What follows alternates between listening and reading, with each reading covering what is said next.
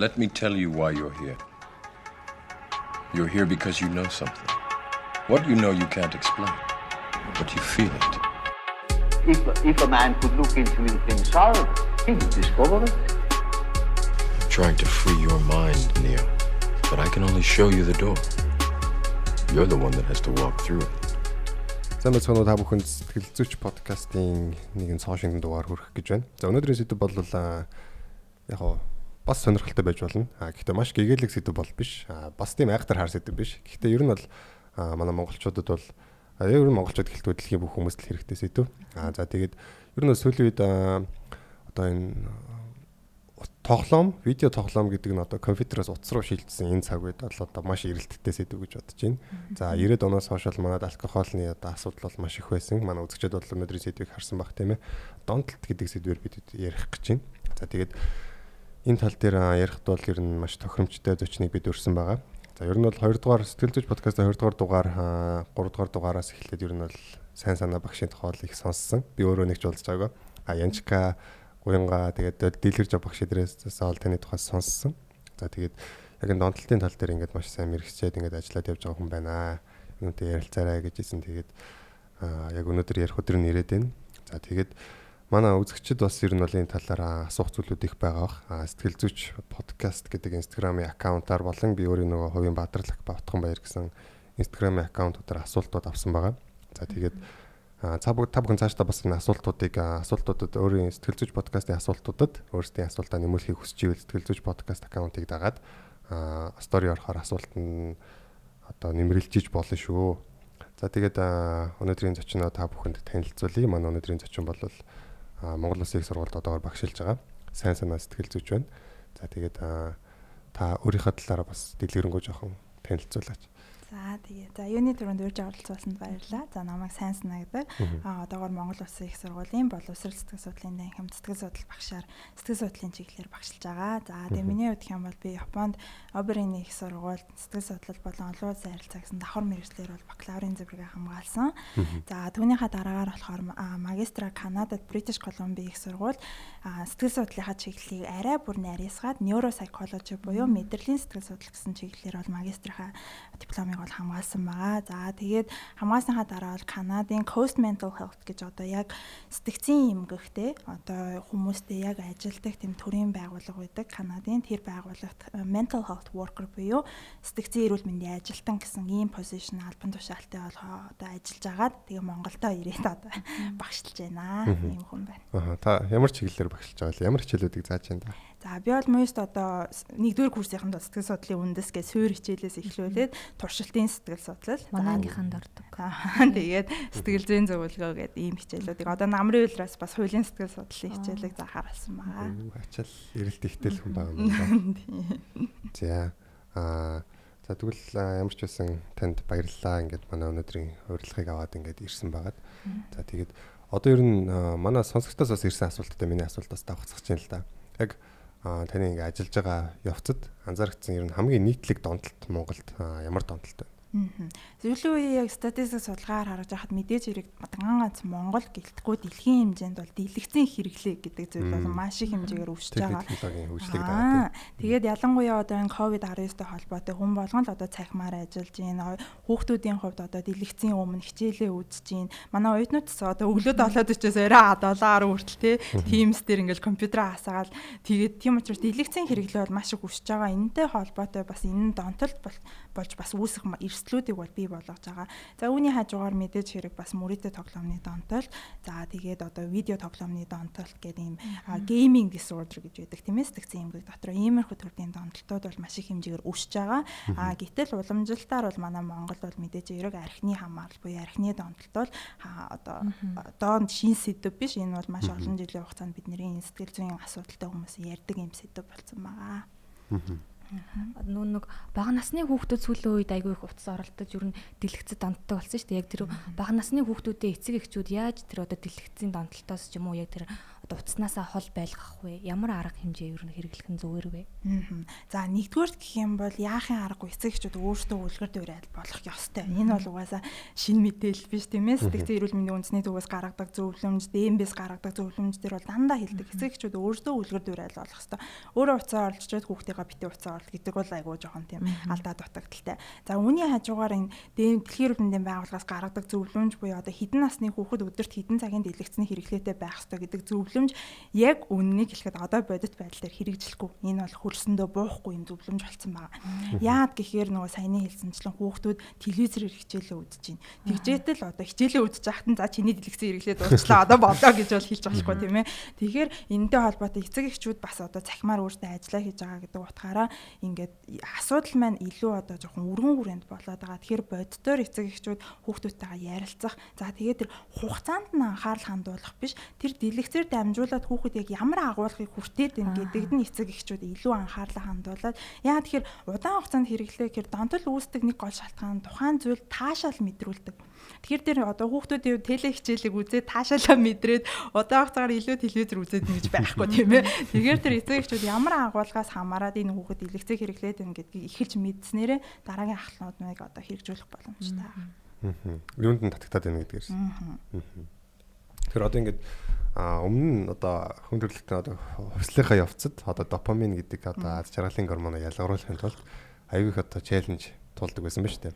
За одоо эмэгчэндээ таалагдах эсвэл одоо ангаа хийх ч юм уу те.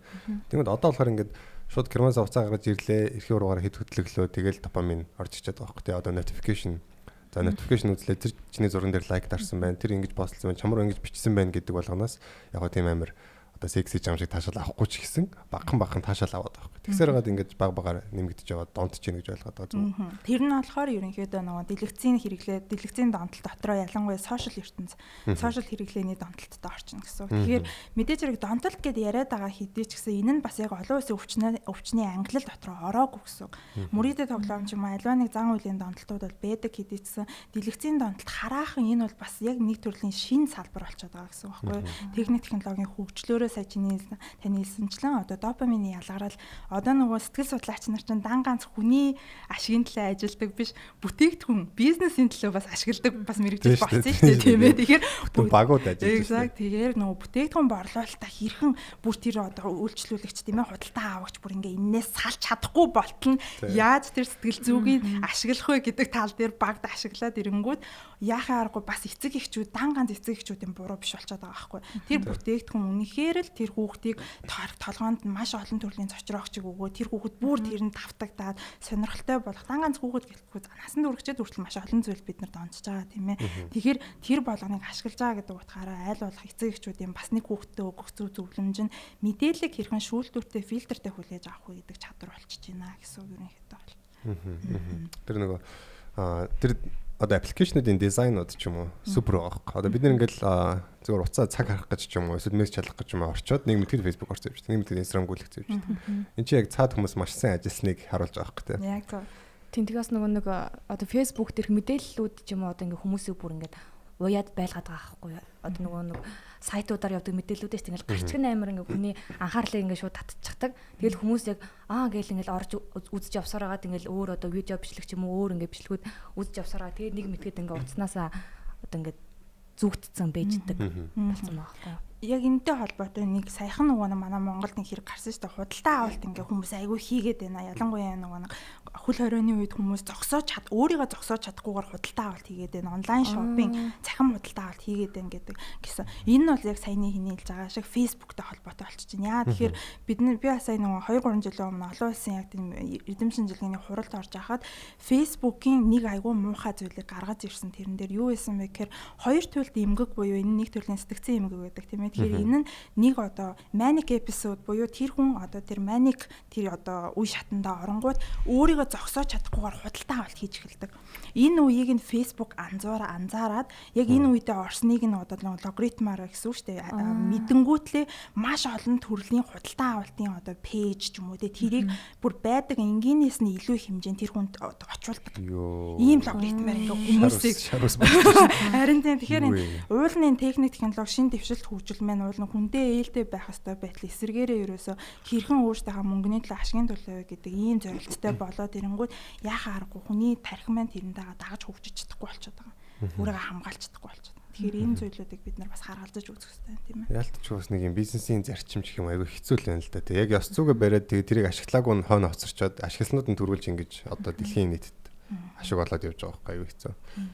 Тэгэхээр одоо ямар ч ер нь бол энийг анхаарч явах нь бол зүйтэй баг. Тэр нэг бид нар нүдэн нээж харах юм бол яг аппликейшнүүдээс өмнө ч гэсэн тэгэл бид нарыг толгойг байн гуугааж идэг юм бол байдаг л зүгээр супермаркет руу ороход яг хичнээн эффектүүдийг мэдэхгүй. Одоо ингээл зангууны anchoring effect байж байгаа байхгүй. За тэд байсан ийм үнэтэй болчлаа гэдэг ч юм. Тэдийг авал тэд өнгөө. Тэгэл ингээл цаана хөгжим явж байгаа, өнөр явж байгаа. Ингээл бүр маш олон байнга бидний ингэж толгойд ирэхээр тоглож идэг байхгүй. Тэрийг ер нь яг одоо түрүү нөгөө подкастын өмнө та ярьж ирсэн тий. Ер нь бол нөгөө нэг cognitive distortion-уудыг за тэгээд одоо энэ одоо энэ сэтгэхүйн bias-ууд тий. Энэ асуудлуудыг bias гэдгийг одоо яг юу гэж орчуулах юм бэ? Эффект алдаатай сэтгэхүйнийг тийм эффект нөлөөнүүд гэх юм уу? Ялгуурлан хүлээж авах гэх юм уу даа тийм ээ. Тийм. Ер нь яг утгыг тайлбарлах юм бол нөгөө яг logical биш зүгээр ингээд ийм автомат бодлууд дундаа ингээд алдаатайгаар бодчихдаг нэг тийм үзэгдлүүдийг л хэлээд байгаа юм л. Бидэд яг нэг хэддийг бас ярьж ирсэн тийм. Гэх мэтэр ер нь анзаарч явах хэрэгтэй. Тэгэд энэ тоглоомын бас дизайнууд бол айгүй тийм маш чамбаа хийгдсэн байгаа байхгүй юм. Яг яадаг гэхээр бид нар хүний нэг тийм нэг юм улаардаг юм тэмцэлдэгч тийм юм одоо юмыг таск гүйцээх гэдэг нэг тэр чанар тэр тулгуурлалт юм шүү. Оронгууд ингээд тэр тоглоом дотор хичнээн ч төрлийн валюттай юм мэдхгүй. Одоо яг доллар байна, зоос байна, юу байна гэдэг ингээд янз бүрийн юмуд байна заяа. Тэгээд тэд нар нь болохоор ингээд юм үе шатуудтай ингээд одоо тэдэн удаа өдөрт нэг одоо орж ирэх юм бол тэдэн зоос өгөн, тэдэн зоос өгөн. Тэд нар гэхдээ яг бод тэмдэглэлээр ямар ч хэрэглээ байхгүй. Зөвхөн тэр тоглоом дотор хэрэгтэй. Тэнгүүд мань хүн болохоор анхандаа тоглох гэж орсон юм. Сүүлдээ яг тоглол зугаацах гэж орж байгаа ш. Тэнгүүд сүүлдээ яг тэр зоосыг цуглуулах дээр амар их одоо зоосоо цуглуулахын тулд өдөрт нэг ороод арчий гэж бодож ордог. Гэтэл яг нэг ороод арсан бол тоглолцоод байдаг ч юм уу. Гэх мэтэр ингээд тэр тоглоомуудын дизайн бол надад бүр супер хүчтэй санагдсан. Тэгээд яг анх PUBG гарч ихт бол би PUBG-д бол маш дуртай байсан. Ер нь одоо ч гэсэн хаяа тоглолцдог л да. Тэгээд яг тэр нэг юм системүүдийг харахаар яг тэр нэг юм мөнгө цуглуулдаг ч юм шигтэй ингээд маш олон эффект ингээл яг казиногийн нөгөө нэг слот машин чинь хүнийг донтуулдагтай амар төстэй. Яг ингээл хожингод амар зүрх гэл нөгөө казиногийн слот машин чинь тэгдэж шин амар гой дугаараа чанга ингээл гэрэл асаал анивчаал яг тэр үеийн нөгөө зочрогчдыг маш тод мемори үлдээх гэдэг байхгүй чихэнд нь нүдэнд нь ингээд зэрэг үлдээгээд тэгэнгүүтээ алдсан юм дээр болохоор нэг дуу гардаг шүү дээ слот машин чинь. Тэрний шиг яг энэ нөгөө юун дээр болохоор яг хожиж ингээд юм жижигхэн зоос мөс хинт ширгөө зоос өгж байгаа амар чанга ингээл эффекттэй те нэг юм төмөр ингээл чахарч онгоож байгаа юм шиг те ингээд дүв гэл нэг юм нээж онгоогдож байгаа юм шиг. Тэнгүүд яг тэгээд хар хүн яг тэр хожсон гэдгээ амар сайн санаад яг слот машины зарчмаар бол хожигдоогүйгээ бол ерөөсөө хожигдснаа бол нэг сайн сандаггүй хожсноо нэг айгүй тод санаад байгаа байхгүй. Гэх мэтэр ингээл хүнийг донтуулах дизайнуудыг бол маш сайн хийсэн байгаа нь бол жоохон амар санагдсан. Тийм яг нэг яг бас IT чинь нэг айгүй тийм эрс хөгжиж байгаа нэг салбар гэдэг утгаараа одоо янз бүрийн эрсдлээ тооцоолно гэхээсээ илүү яаж аль болох энэ салбарыг бас хурдан хөгжүүлэх үү гэдэг тал дээр бас анхаарлаа хандуулад бас мэдээж хэрэг ойрын 5-10 жилдээ бас тэр байдал нь өөрчлөгдөд эргээгээд яг энэ донтолтоос хэрхэн үйлчлүүлэгчийг гаргаж авах вэ гэдэг тал руу бас IT-ийн салбар хөгжих байх гэж юу нэгтгэж байгаа. We hope so. Тийм тэгээ манай муусын IT-ийн оюутнууд ч бас сэтгэл судлалын хичээлүүд айгүйх авдаг болсон. Тийм тэгэхээр тэр чинь нөгөө бас ашиглах гээд байна уу эсвэл яг энэнтэй холбоотой хүндээ ээлтэй юм хийх гээд нөгөө гэдэг нь бас мэдээж хэрэг тэр хүний хувийн ёс зүйн асуудал зарчим гэдэг зүйл болчихно. Сая яг хэлж байгаачлан бас хэд хэдэн бодлууд орж ирлээ. Сая тэгсэн тийм ээ уул нь нэг зоос авах гэж эсвэл анханасаа зүгээр сонирхох гэж орсон. Гэтэл нэг мэдсэн тэрнийхээ ардаас гарч чадхаа болцсон. Нэг мэдгээл хідэн цагийг компьютерний хаад өнгөрөөдөг болцсон тийм ээ. Тэгэхээр энэ маань ерөнхийдөө бас донтолтын нэг шалгуур буюу тэр таашаал авж байгаа тэр мэдрэмжийн буюу тэр зан үйлийг хийх тусам хэрэглэх хэмжээ буюу хугацаа зарцуулалт нь маань удаашрж гинүү гэдгээс хамаарат бас донтолтын нэг шалгуур болчихдог гэсэн.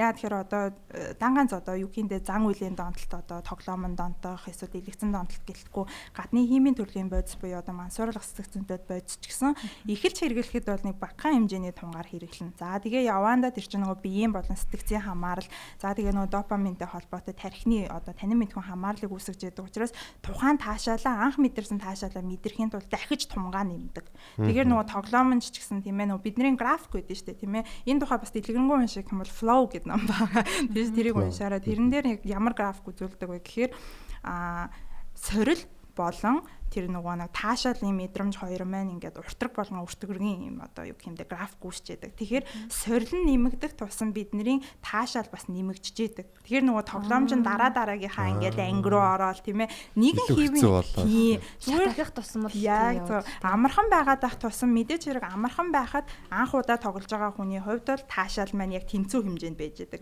Гэтэл амархан бүр дэндүү амархан болоод хамбал тэр хүний таашаал нь буураад эхэлж ш тийм ээ. Тийм учраас хүнд болох тусам тэр хүний таашаал нь нэмэгдээд явж идэг. Гэтэл тоглоомны дизайнерууд бол яг тэрийг мэдчихэдэг. Ямар үед нь дараагийн степ рүү оруулах вэ гэдгийг. Яа тэгэхээр тэр тоглоом анх бид нэр тоглоход маш хэцүү санагдаад хамбал за волейболыг л хайчих штэ тоглохгүй. Тэгэхээр тэр чинь бас нэг хүний нэг сэтгэл зүйн онцлогийг тэр графикийг бас хараад тэр тоглоомоо дизайн хийгээд болоод байгаа. Тэгэхээр ерөнхийдөө бол бид нар маш олон энэ зүйлүүдийг, факторуудыг, хүчин зүйлсүүдийг өөрөө бас хараад тэр дундаасаа зөв сонголтоо хийхгүй бол ерөнхийдөө хохирогч болоод хэлдэх магадлалтай. Таны ярианаас сонсоход ер нь бол бид нэр энэ талын ойлголтууд, сэтгэл зүйн ойлголтуудыг сайн л авч ижил өөрийгөө хамгаалахгүй бол угаасаа л энэ техник технологийн хөгжлийг зогсоох харахгүй л байгаа юм л тийм. Тэрний нөгөө нэг цаад шалтгааныг нь мэдснээрээ бас бид нэр өөрсдөө нөгөө тэр тоглоомд бас дондохгүй байх илүү болж байгаа байхгүй. Мэдлэг боловсралтай орох нь шүү дээ. Тэр амар юм руу. Сая таны ярьж байгаа нэг тоглоом маш тод санаанд орлоо л яг нэг 12 3 оны үед бол энэ маш ирчээ авсан Flappy Bird гэдэг тоглоом. Тэр тоглоом яг тэр дизайныг яг ингээд таарад яг тэр нэг юм хүний дээр нэг хаяхгүй байх хэмжээний threshold-ийг яг дагуулсан санагдаад байгаа байхгүй. Яг сонирхолтой одоо уйдгартай болох хэмжээний амархан биш. Яг нөгөө видео тоглоом тоглодог бүх хүүхдүүд бол ер нь мэднэ л дээ. Код хийгээд хитрхийн нөгөө юмыг амархан одоо балхацдаг чит кодууд байдаг байхгүй тоглоомод. Тэрийг хийгээд хит амархан болгочихоор нөгөө тоглоомноос уйдаад яах гэж энийг хийвдэ гэж боддог ч юм уу те. Тэнгүүд яг хит хэцүү байхаараа тэр амар хэцүү мэлэг хайчдаг ч юм уу. Тэнгүүд яг нэг юм одоо яг хайчгаар хэмжээний биш бага-багаар ингээ оруулаад ингээ байлгаад байдаг тийм тоглоомод байдаг. Dark Souls 2 гэдэг. Яг 3 мөрөнд бол мэдгүй байна. 3-аас нь 3-ын үед тоглох болцсон болохоор. Тэгээд Flappy Bird гэдэг тэр тоглоом. Яагаад ч юм ингээд нэг юм ямар ч дизайн гэдэг юм байхгүй яг харахаар Мариогийн нөгөө нэг юм архитектуртай айгу төстэй. Тэгсэр нэг юм амар том уралтай жижигхэн далавчтай шууг нисээд байгаа. Тэр жижигхэн далавчтай шууг нисэхэд бол маш олон дарах хэрэгтэй болно. Тэгээд яг дээшээ мөрөх юм бол өхөн доошоо мөрөх юм бол өхөн. Тэгээд тэр чинь яг дундаа ингээ хадгалагддаг цэг гэж байхгүй. Тэгээд яг ингээ явсаар хагаад ингээ оноо ингээ нэмэгдээд. Тэнгүүд яг тэрэн дээр болохоор маш олон бас юм анзаарэгдэж болох юм байна л да. Хэцүү амархны хувьд. Тэгээд task гэдэг дээр яг тэр яг адилхан үе дахиад эхэлж байгаа байхгүй. Гэтэ хүн өмнөх одоо өөрөөсөө илүү рекорд хийхэд бол ингээ дахин хичээгээд байгаа юм шиг тий. Тэр чинь бүр хүмүүс уцаа хаах шидээд өөр яасан гэлээ бүр маш олон асуудал үүсгэжсэн байгаа юм шүү дээ. Тийм ээ. Тэгэхээр нөгөө нэг ярианыхаа бас ихэнд хэдүүл ярьсан допаминтэй бас айгүй чухал холбоо болчихж байгаа тийм ээ. Тэгэхээр нөгөө допамин гэдэг чинь бид нар ерөнхийдөө хүнд аж аргалын дөрвөн гормон байдаг тийм. Тэгэхээр тэрний нэг нь допамины гормон буюу ямар үед бид нар тэр гормоныг ялгаруулдаг вэ гэхээр альва нэг зүйл өөрийгөө амжилттай хийчлээ, гүйцэтгчлээ. Одоо тэр юу гэх юм achievement hormone гэж хэлдэг л дээ ерөнхийдөө бол амжилтын гүйцэтгэлийн гормон гэдэг. Тэгэхээр бид нар бас энийгээ өөрсдөө заавал муу юмд ашиглаад ах шаардлага байхгүй. Сайн зүйл дээр тийм ээ. Одоо өдөр тутмын ялангуяа хүүхдүүд айгүйх уйдаад байна. Одоо хийх юмгүй учраас дэлгэцэндээ донтчихин гэдэг ийм асуудлууд үүсч идэг. Тэгэхээр яг өдөр тутамдаа яагаад энэ сэтгэл зүйч нар чинь төлөвлөгөө зохио гэдэг шалтгаан чинь тэр гэсэн үг. Яагаад тэр чи төлөвлөгөөнийхаа дагуу яваад чи төлөвлөгөө гүйцэтгэх болгондоо чи нэг өөртөө тийм ээ толгоондоо ингээд дүрсэлж болох юм шүү дээ. Чи энийг гүйцэтгэлээ гогцоо дараа ч юм уу тийм. Ийм байдлаар явах юм бол чи тархиа ингээд хөдөлгөөд байна гэсэн үг байхгүй гормонуудаа ялгаруулад нэг допамин. Тэгэхээр ийм байдлаар бас өөртөө ашигтай байдлыг ашиглаж болно. Багш нар ч гэсэн сургууль хүмүүжүүлэгч нар ч гэсэн хүүхдүүдтэйгээ ажиллаж байгаа үедээ хит хүн даалгаврыг эхнээс нь өгөхгүй бага-багаар даалгаврынхаа хүндийг тийм учраас нөгөө 1-р курст бид нэр суурь мэдлэгээ үзээд гэтэл анханаас нь 1-р курсын хүүхдэд 4-р курсын мэдлэг үзүүлэх юм бол статистик ороод ирээ. Тийм статистик ороод ирээ за байлаа гэдэг гараа явчихдаг. Тэгэхээр тэрнтэй ерөнхийдөө адилхан юм болгонд сайн тал муу тал гэж бол байгаа. Ярианы ихэнд энэ бол нэг тийм таашаалтай сэдв биш гэдэгжсэн тий донтолтыг. Тэгэхээр энэ эрэг сэдв байж болно. Яа тэгэхээр бид нар сайн зүйлч гэсэн хамаарал үүсгэж болдог гэсэн. Багшааг өөрөө даалгавар өгөх нөгөө саяны зарчим ашиглалт юм биш үү? Та нарыг бас. Тийм яг нөгөө улирлын ихэнд өгжсэн даалгавар нь тэгээд яг нөгөө улирлын төгсгөлд өгжсэн даалгавараас бүр шалгандаа байхгүй юу? Ямар шүү байна. Улирлын ихэнд ингээл зүгээр нэг ганц хоёр ингээл асуултанд хариулдаг байсан бол улирлын төгсгөлд яг нөгөө туршилтын хичээл дээр бүр ингээд юу тайлан бичдэг болгож байгаа байхгүй бид нарыг. Бидний үед анхнаасаа л тайлан бичдэг. Тийм тэгэхээр анхнаасаа эхлээд сэтэлжүүлээд хүүхдүүдийг энэнд илүү донтуулах гэсэн үг шүү дээ. Бараг хичээлдэн донтуулах нэг тийм зорилготойгоор. Яа авир. Санаа ихтэй жоохон болгоомжтой харьцахгүй байна. Донтуулах сэтэлтэй.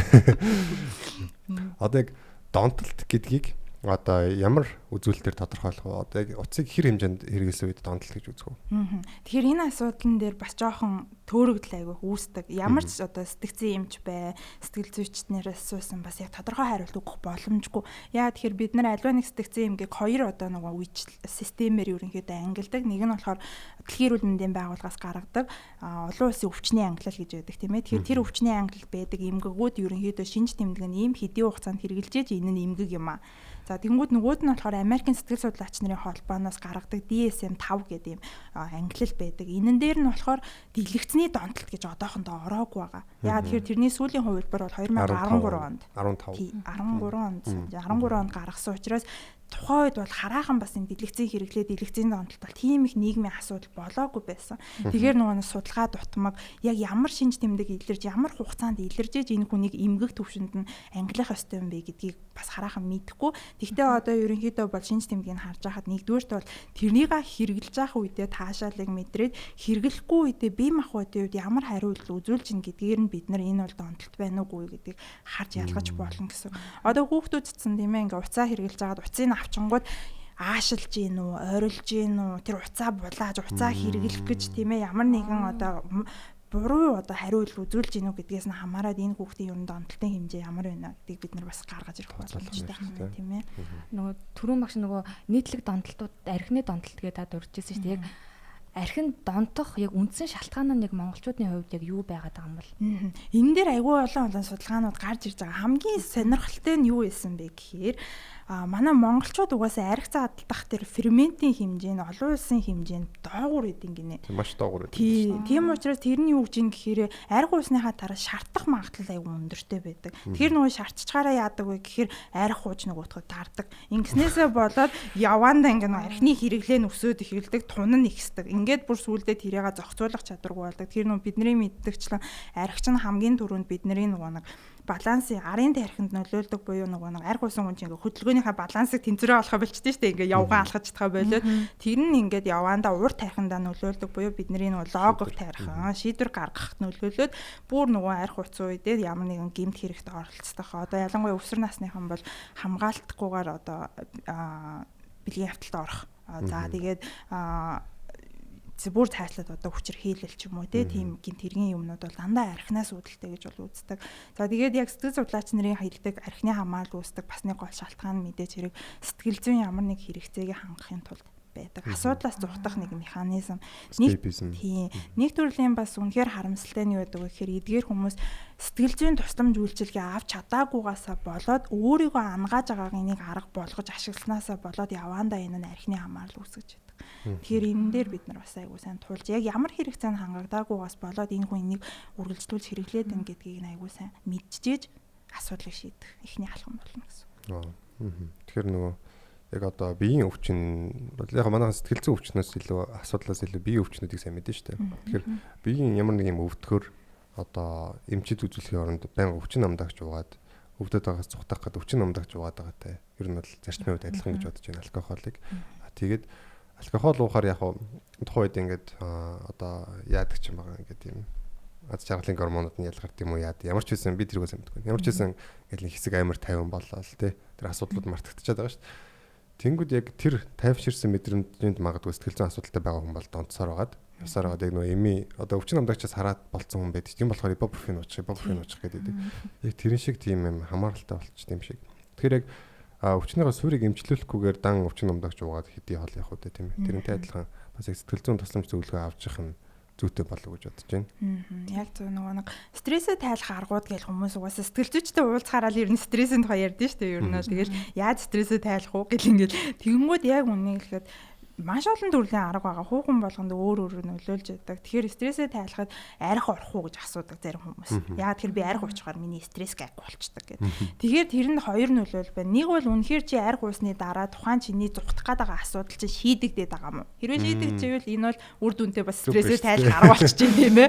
Окей чи арай тайвшраад нэг жоохон тийм ээ ингээд өөрийгөө илэрхийлэх ч юм уу тийм ийм гаргалгаа ч юм байж болно. Гэтэл яг үннийг хэлэхэд ихэнх нь одоо муу хор зуршлууд маань тэр зүгээр л хэсэг хугацаанд тэр асуудлаас зугтгах нэг механизм болж идэг. Тэгэхээр тэр асуудлыг чинь шийдэж байгаа зүйл бол биш. Тэгэхээр энэ стрессээ тайлах арга маань тэр асуудлаасаа яа тэгэхээр оюутнуудад яг зөвлөгөөний хичээл дээр self care plan гэж юм хийдгүүлэлтэй ингээд өөртөө анхаарал тавих тийм төлөвлөгөөгөө зохио гэдэг. Тэгээд тэрийгээ болохоор хүүхдүүд болохоор ингээд ерөнхийдөө бол зураг зурах, ном унших гэдэг иймэрхүү юмнууд хилчдэг. Гэтэл тэрэндээ эргээгээд стресстэй эхэлдэг. Нөгөө гаргацсан жагсаалтандаа хүрч чадахгүйгаасаа болоод. Тэгэхээр бид нар яг ингээд тэр төлөвлөгөөн дээр ерөнхийдөө аль нь яг үнэхээр миний асуудалтайгаа нүүр тулахад тусламж дэмжлэг үзүүлээд байгаа гэдэг тэр нэг стрессийн арга барилаа эртхэн мэдээд авчих юм бол ер нь бол айгууд байжгүй гэж зөвлөмөр. Тийм түрүүн багш нөгөө нэг 25 хүрэхээс или 25 хүрээд гэдгээ та хэлээд өгч хүмүүс та. За тэр айгаа гоё юм хэлсэн. Ааха. Ерөнхийдөө бидний энэ одоо тарих маань анх төрсэн хүүхдийн тарих бол ингэж араасаа хөгжиж эхэлж байдаг. Тэгээд явандаа нөгөө насны онцлог болон хүйсийн ялгаанаас хамаарат 25 наснд хүрээд ирэхээр урд тарих маань бүрэн гүйцэд хөгжиж дуусдаг. Тэгэхээр тэр хүртлээр бид нар тэгвэл юунд ямар тарихнасаа шийдвэрээ гаргадیں۔ Ямар тарихаараа бид нар асуудлаа зохицуулдаг вэ? Тэгэхээр завсрын тарих буюу дунд тарихаараа асуудлыг зохицуулж яадаг тийм ээ. Тийм учраас өсвөр насны хэмжээнд хамгийн их асуудал нь сэтгэл хөдлөлийн асуудал байгаа гэдэг чинь тийм ээ. Сэтгэл хөдлөлөөр альва асуудлыг шийддэг, сэтгэл хөдлөлөөрөө юмд ханддаг, сэтгэл хөдлөлөө удирдах чаддаггүй. Тэрний шалтгаан нь нөгөө 25 хүртлээр урд тарих маань хөгжиж дуусахгүй байдаг. За тэгээд урд тарих хөгжиж дуустал буюу тархины хөгжил маань идэвхтэй хөгжиж байгаа үедээ бүх мэдээллийг сорон шиг татчихэдэг гэсэн. Энэ нь сайн зүйл байж болно, муу зүйл болно. Тэгэхээр энэтэй холбоотой бид нар бол 25 нас хүртлээр аль болох хор зуршил, таймах, татах, архих, уух тийм ээ, мансууруулах стагснолоод бодис хэрэглэхээ аль болох хойшлуулах хэрэгтэй байдаг. Яа тэгэхээр одоо нэг судалгаан дээрсэн гарч байгаа 14 наснаас өмнө арх уух, 21 наснаас дараа арх уух тэр архины хамаарлыг 4 дахин ихсэгдэг гэж байгаа байхгүй. Тэгэхээр бид нар аль болох чи өсвөр наснда энэ хор зуршлаас хол байцгаая гэдэг хамгийн гол шалтгаан чинь тэр гэсэн. Чиний тарих чинь ямар ч муу мэдээллийг чиний тэр зүгээр амьдралын баланс чинь болгох тэр нөхцөлийг бүрдүүлж яадаг өсвөр нас чинь. Тэгэхээр энэ үедээ аль болох чи сайн дадал зуршилтай байх тусмаа чи ирээдүйн амьдрал чинь ингээ санаа зовлтгүй ер нь эрүүл тайван амьдрах боломжийг үсгэж яадаг. За мөн 25 нас хүртлээр альва нэг төрлийн сэтгцийн эмгэгээр онцлогдоогүй байгаа бол насан туршдаа ер нь эмгэгээр онцлогдохгүй байх нэг баталгаа нь болж өгч байдаг. Тэгэхдээ нөө мэдээж хэрэг 25-аас хойш янз бүрийн стресс амьдралын шалтгаанаар сэтгэл гутралын хэв шинжүүд илэрч болно. Сэтгэлийн төвшүүр ч юм уу те. Гэтэл тэр нь эмгэг хүртлээр онцлогдохгүй байх нь. Вау. Тэгээ нөгөө нэг бас архинд донтоод байгаагийн нэг шалтгаан чинь нөгөө монголчин айгүй эрт бид нар чинь эрт хөгтөд жаа хэрэгжилж эхэлдэж штэ. Тэрнээс бас болоод байгаа юм биш үү гэж бодлоо. Тэгээ ер нь бол санаа багш яриа хүмүүст хэрэг болно гэж бодож байна. Одоо юу гэсэн үг вэ? Одоо 10 өсвөр наснда бид нар чинь бүгд сонирхож уух тиймэрхүү юм бол байсан шүү дээ. Тэгэхээр тэр үед бол яг архинд орох магадлал 4 дахин ихсгэжсэн байхгүй. Аимшигтай. Тэгэнгүүт бас зарим хүмүүс болохоор тэгдэг. Ерөнхийдөө өөрийнхөө шийдвэрийг өөрөө гаргаасаа гэж хүсдэг. Яа тэгэхээр бид нартэй ингээл эргэн тойрныхан ч угаасаа одоо архины асуудал ч юм уу те. Яа би уудаг л байсан зүгээр шүү дээ. 10 жил зүгээр ахгүй. Зүгээр шүү дээ гэдэг ингээд өөрийнхөө туршлагаасаа ярьдаг. Гэтэл хүн болгоны бие махбод тархины хөгжил, сэтгцийн эмгэгийн генүүд нь хоорондоо ялгаатай байж байдаг.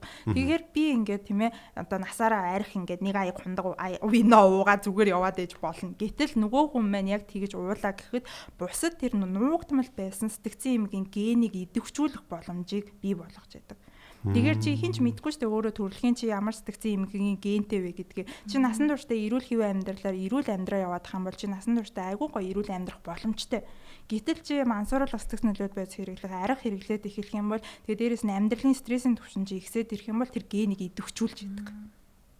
Тэгэхээр энэ ерөнхийдөө бидний амьдрал, бидний сонголт, бидний гарт байдаг шүү гэдгийг айгүй сайн ойлгож байгаа. За саний генийг идэвхжүүлэх гэдэг нь нэлээд генетикийн талын баримтлал явж байгаа шиг байна тий. Одоо яг нөө зарим DSM-5 дээр ч юм уу түрүүний нэрээ 2013 он байсан шүү. DSM-5 дээр ч юм уу одоо ингээ зарим асуудлууд одоо зарим одоо нөө зан төлөвийн эмгэгүүд чинь удамшдаг байж магадгүй юм гэсэн байгаад байгаа шүү дээ. Тэгэхээр тэр зүйлүүд яг генээр орж ирнэ гэсэн үг үү? Тийм, генээр удамшил бол маш том нөлөө байдаг сэтгцийн эмгэг. Тийм учраас нөгөө хосууч ч гэсэн ер нь суухаас өмнө бас нөгөө бүтэн шинэ буюу шинжилгээ хийдэг шиг бас тодорхой хэмжээний сэтгцийн эрүүл мэндэ бие бинийгаа шалгуулад тэрийг эртхэн бас ингээд мэдээд болгоомжтой байх нь бас нэг төрлийн зөв арга хэмжээ болж өгнө хосуудын хувьд. За тэгээд нөгөө нэг дан ганц зан үеийн эмгэг гэлтгүй бас бусад төрлийн ялангуяа одоо скизофрения, bipolar За тэгээд бие хүний эмгэгүүд бол генерээ дамжих магадлал бол илүү өндөр байдаг. Тэгээд тэр генерээ дамжих нь бас нөгөө жирэмсэн байхдаа тухайн их ямар төвшөнд одоо төгшүүрийн төвшин ч юм уу те ямар байгаагаас хамаарат тухайн хүүхдийн тэр ген бас идэвчгүй юу гэдэг нь бас нөлөөлж идэг гэсэн. Тийм яг нэг болцрон багш ярьж ирсэн юмыг сонирхолмор санагдлаа л та. Яг одоо сайн төгшүүрийн одоо үед ингээд одоо тэр одоо эмгэгтэй ген идэвч магадaltaй гэж байна шүү дээ. Тэгэнгүүт ийм сайн цагт сайн ген төрдөг гэдэг нэг тийм юм болцрон багш ярьж ирсэн л та. Тэгээ энэ болохоор яг тэр нийтлийг нь би олж уншаагүй. Гэхдээ ер нь болдог шиг ярианд итгэдэг. Тэгэнгүүт тэр болохоор санаа нь ийм гэж одоо хүн ингээд стресс багтай амьдралд амьдарч штэ тий. Одоо яг ингээд тэгэхээр стресс багтай амьдралд амьдрахын тулд одоо ингээд санхүүгийн хувьд ч юм уу одоо амьдрах орчны хувьд ч юм айгу дажгүй байх нь л те. Тэр үед стресс багтай болоод ихэвчлэн яг бүх хүмүүс хувьд тийм байх албагүй шүү дээ. Тэгэнгүүт яг нөгөө генүүд нь сайн генүүд нь яг жирэмслэх үед нь гарч ирж идэг гэж байгаа байхгүй. Тэгээд яг тийм 50 цагтаа сайн генэ гаргацдаг. Тэгээд тийм дайн тулаантай ч юм уу тийм одоо төгшүүр ихтэй үед муу генүүд нь төрж идэг гэж байгаа байхгүй. Тийм сонирхолтой юм болчихсон. Ер нь айгу сонирхолтой санагч байна.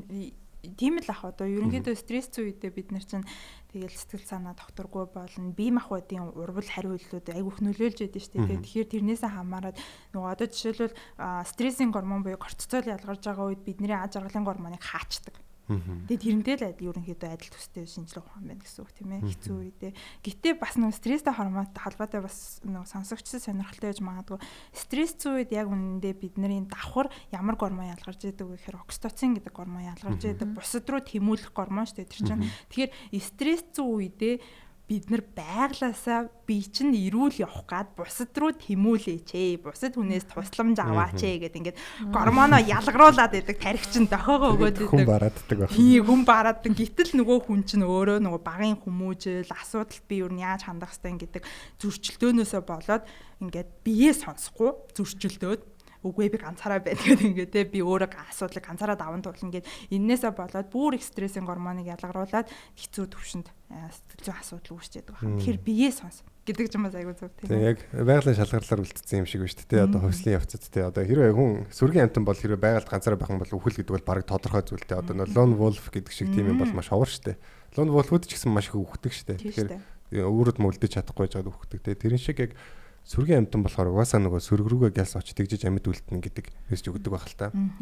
Тэг яг таны хийсэндээ бас санал нэгдэж байна. Одоо бусдтайгаа ойрхон байх гэдэг ч юм уу. Гэхдээ зарим хүмүүс жоохон одоо нэг нөгөө тэр яг анхаарлын хэрэгцээ ч юм уу хэцүү үе жоохон харамсахаар юм хийж өнгөрөө байдаг шиг харамсдаг гэдгийг хэлтгэлтэй хүмүүс яг нөгөө хүсээгүй үнтэйг унтцсан ч юм уу тий. Эсвэл ингээ буруу ойлголт төрүүлээ. Тэгээд одоо би өөрөө дуудсан юм ч одоо унтээ та гэж бодоод унтцсан ч юм уу. Тиймэрхүү юмнууд аягүй их сонсч ийсэн. Тэгэхээр энэ дэр бас мэдээтэй байвал зүгээр ах гэж бодож байна.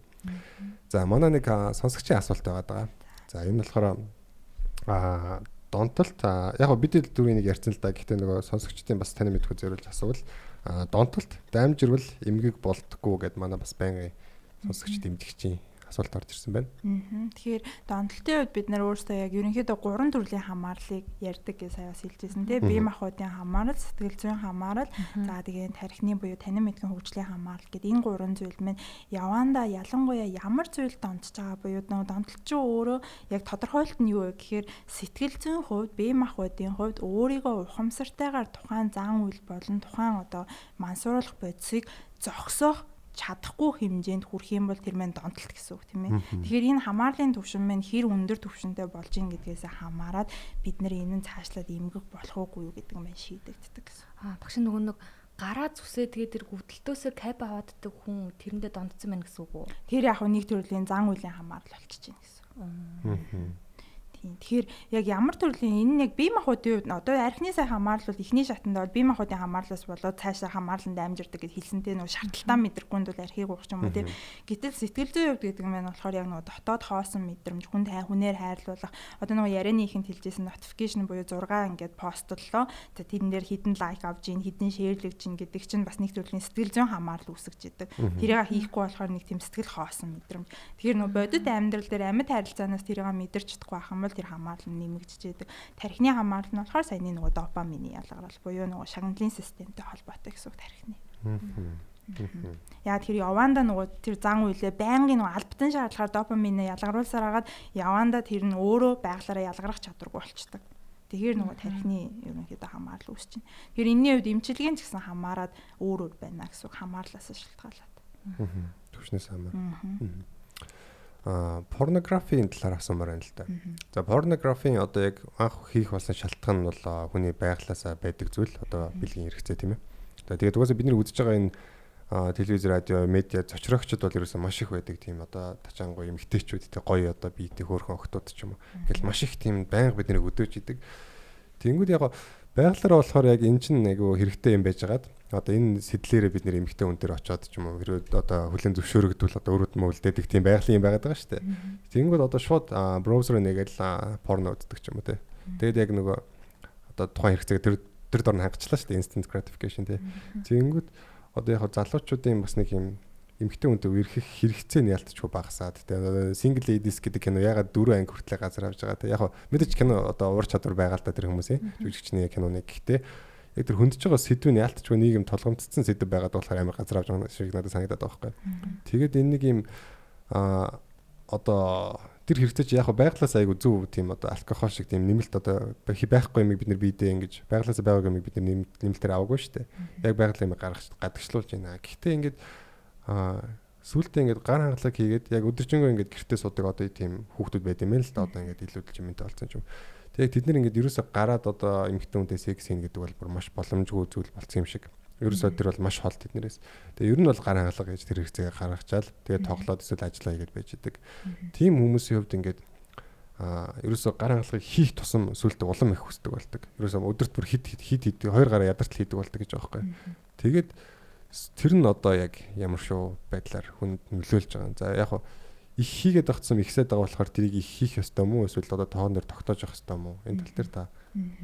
Энэ тал дээр яг дэлгэрэнгүй нарийн мэдээлэл бол яг сайн мэдэхгүй нэ. Тэгэхээр миний яг нөгөө донтолтын чиглэл маань өөр нь мансууруулах хэсэгт нөлөөд байц гэдэг утгаараа орчдөг.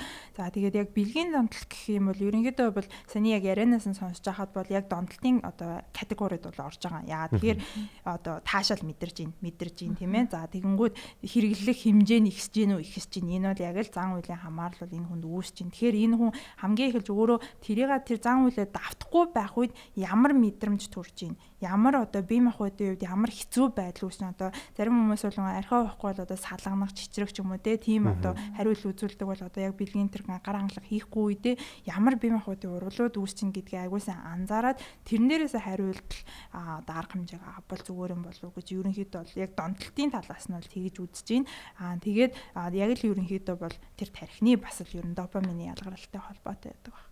Тэг нөгөө заавал мэрэгжлийн хүн дээр очихгүйгээр хүн өөрийгөө бол донцсон гэдгээ бол мэдэж болох юм байна. Эсвэл хүндлэнгийн хүн ч юм уу энэ ийм юм хийгээд байгаа учраас шууд ингэсэн юм байна гэдэг юм. Ерөнхийдөө яг мэрэгжлийн хүн надад хэрэгтэй болж байна гэдэг дохоо нь юу ах вэ гэхээр чиний амьдралын тэмээ бусад одоо тэр area гэж хэлдэг тийм ээ одоо сургууль, хичээл сургууль, ажил ч юм уу бусдад харилцаанд чинь тодорхой хэмжээнд сөрөг нөлөөл гараад эхэлэх юм бол за ер нь өөрийгөө удирдах чадхаа болж гин бусдын одоо мэрэгжлийн үний тусламж хэрэгтэй юм байна гэдэг өөрийгөө одоо ер нь тохиог мэдрэх боломжтой байдаг гэсэн. Өөрийгөө зогсоож чадахгүй ахаар чинь тийм шүү дээ. Гэхдээ энэтэй холбоотой хинч чамд туслах боломж байхгүй. Яг үннийг хэлэхэд чи өөртөө эзэн болоод өөрөө яг асуудлаа би асуудалтай юм байна гэдэг хүлээн зөвшөөрөхгүй бол одоо ээж аав нь найз охин нь хин ч байдаг одоо энийг асуудалтай байна гэд хүн дээр чирээд ирэн тэр ямар ч үр дүнгүй л. Тэг яг үнэ. Ер нь л тамхинаас гарах ч юм уу тэр болгоо яг гарна гэдэг шийдвэрийг гаргацсан хүн дээр бол ажиллахад хамаагүй амархан байж таана л та. Тий. Өөрөө гарахгүй гэдэгт тэр хүнийг одоо бойлгээд нүүтэн нууж хааж татаад яаж л болно шүү дээ. Тэгэхээр надад бол сая ингэж санагдлаа. Алкогол хэрэглээд нөгөө тухайн үед амар тайвширлыг амсдаг гэдэг байгаа шүү дээ. Тэгсэн ч гэсэн урт хугацаанд ч юм уу эсвэл маргааш нь ч юм амар өөрийгөө үзэн яддаг гэж байгаа байхгүй. Өөрийн үнэлэмж ундаг. Төгшүүр нь амар болсон байдаг гэдэг байхгүй. Тэгвэл порнографи ч гэсэн яг үндэ тухайн үед хэрэгцээг маш сайхан амархан хангаад байгаа ч гэсэн урт хугацаанд тэр хүний өөрийн үнэлэмж амар унж байгаа байхгүй. Одоо яг бодит эмэгтэй хүнтэй харьцаж чадахгүй ч юм уу. Эсвэл зөвхөн яг тийм порнограф дээр гардаг тийм одоо зурцсан юм шиг биетэй эмэгтэй хүнийг хараад зэрлэн хөдөлдөг болдог ч юм уу. Тэгэхээр яг тэр урт хугацаанд энэ алкогол, порнографи лав айгу сөрөг нөлөөтэй өөрийн селф эстим ч юм уу тий. Өөрийн үнэлэмжийн тал дээр ч юм уу айгу хортой нөлөөтэй харагдаж байна л да. Тийм нөгөө холбоо хамаарлал ер нь гарч ирнэ. Яг ерөнхийдөө донтолт болгон дээр өөртөө итгэх итгэл гэдэг зүйл байнгын яригдчихэдэг. Тэгэхээр гэхдээ энэ нь аль нь альнаасаа болоод хамаарат байгаа гэдэг нь асаа өөр өгдөг. Өөртөө итгэлгүй болохоор ямар нэг юм донтоод байгаа юм эсвэл донтол нь үүссэн учраас өөртөө итгэлгүй байдал үүсээд байна уу гэдэг хариу урвалууд байнгын явагдчихэдэг учраас чи өөртөө итгэлтэй болчих гэх юм бол чи донтолтоосоо гарчна гэдэг бол бас зарим хүмүүсийн үр дамтай байхад зарим хүний үр тэр бол үр дүн. Тэгэхээр тэрэн дээр яг өөр дээрээ яг мэрэгжлийн тусламж аваад яг жоохон өөрийнхөө яг асуудал тэрний цаад шалтгаан юу байна гэдгийг анализ хийгээд сайн нөгөө ярианд донд порнографи ер нь тэгэхээр IT-тэй бас айгүй холбогдчихж байгаа тийм ээ. Өнөөдөр бас энэ баг IT evil хүмүүс. Харин тэ нийгэмд баг тийм мэдээж хэрэг айгүй их зүйлүүдийг тусламж дэмжлэг авчирж байгаа. Гэхдээ нөгөө нэг ялангуяа ерөнхий боловсролын сургуулийн хүүхдүүдэд одоо бас яг ямар төсөл хийгээ яваад байгаа вэ гэхээр биеийн гоо үзмж гэж яг юу юм гэдэг зүйл дээр сургалтууд аягүй хийж байгаа. Body image тийм ээ. Тэгэхээр нөгөө нэг яагаад тэрний тухай яриад юм гэхээр сүүлийн үед нөгөө хоолны туршлын эмгэг Монголд амар их болоод байгаа. Тэгэнгүүт нөгөө хоолны туршилт гингүүд хүмүүс ихэнх нь нэг бол нөгөө нэг турах эмгэг л гэж байдаг л гэж бодоод байдаг. Гэтэл турах эмгэгээс гадна булимия буюу эзэн хоолоо албаар бөөлжиж гаргах эсвэл их хэмжээний дасгал хөдөлгөөн хийж тэрийг калораа шатаах гэд. Энэ бол ялангуяа өсвөр үеийн одоо охтууд гэлтгүй эрэгтэй хүүхдүүдэд хүртэл маш их ажиглагддаг. Эрэгтэй хүүхдүүдийн body image-ийн дарамт шахалтаас болоод би ингээ хүчрэхэг тийм ээ тийм бодибилдингийн тийм булчинлаг залуу байх ёстой. Эсвэл охтууд болохоор энэ одоо маркетинг телевиз нэвтрүүлгээр ямар гоо үзэсгэлэнтэй охтууд байна. Тэрэн шиг би байх ёстой гэдэг өөрийн үнэл хэмжээнд нь маш сөргөөр нөлөөлж байдаг. Тэгэхээр энэ төсөл дээр ерөнхийдөө бол өсвөр насны хүүхдүүдэд ялангуяа тэгтээ 4-өөс 6 дугаар ангиж байгаа. Яагаад тэгэж бодож байна? Яг нөгөө тэр насан дээр арай илүү бусдыг дагаж ингэж ядам лу. 4-өөс 6 дугаар анги ерөнхийдөө айгүй туршил судалгаанууд хийгээд энэ насны айгүй тохиромжтой ийм мэдээллийг өгөх тохиромжтой юм байна гэдэг шийдвэр гарсан. Яагаад тэгэхээр 6 дугаар ангиас хойш ерөнхийдөө өөрийн тэр биеийн үнэлэмжийн тухай бодол нь тогтчихдээ юм байна. Тэрийг хэр аргын өөрчлөх боломжгүй болоод эхэлдэг. Гэтэл 4-р ангиас өмнө нь тэрний тухай ярингууд сэтэлжүүлэх эсвэл одоо ямар нэгэн байдлаар нөгөө ойлгохгүй байх ийм хандлага үүсчихэд учраас яг 4-өөс 6 дугаар ангийн хүүхдүүдэд энэ мэдээллийг олгох нь зүйтэй юм. Тэгэхээр энэ үед нь ч гэсэн тэрэн цаашдын нөгөө порнографийн бас одоо донтолт үүсгэхээс бас сэргийлэх бас нэг боломж нь олчиж байна тийм ээ. Эцэг эхэн ч гэсэн яг хэлэх ёстой юм биш яг тэр үед нь тэг яг нөгөө чи одоо өөрхөн бие гоо сайхан нэг голох хэрэггүй гэдгийг яг зөв одоо нөгөө ялангуяа манай ээжүүд ч гэсэн одоо ингээл хүүхдийнхээ хажууд турмаар энэ гэл яриад байдаг. Тэгээ тэрний цаад мессеж чинь хүүхдэд туранхай байх нь гоё гэдэг ийм асуудал үүсчихдэг. Одоо яг нөгөө биологийн талаасаа ч гэсэн ер нь бол одоо үүргүүдийн эргэтнүүдийн үүргүүдийг тайлбарлаж өгөхдөө хөл бол толгуурын эргэтэн гар бол одоо ингээд ийм одоо хөдөлмөрийн эргэтэн ч гэдэг юм.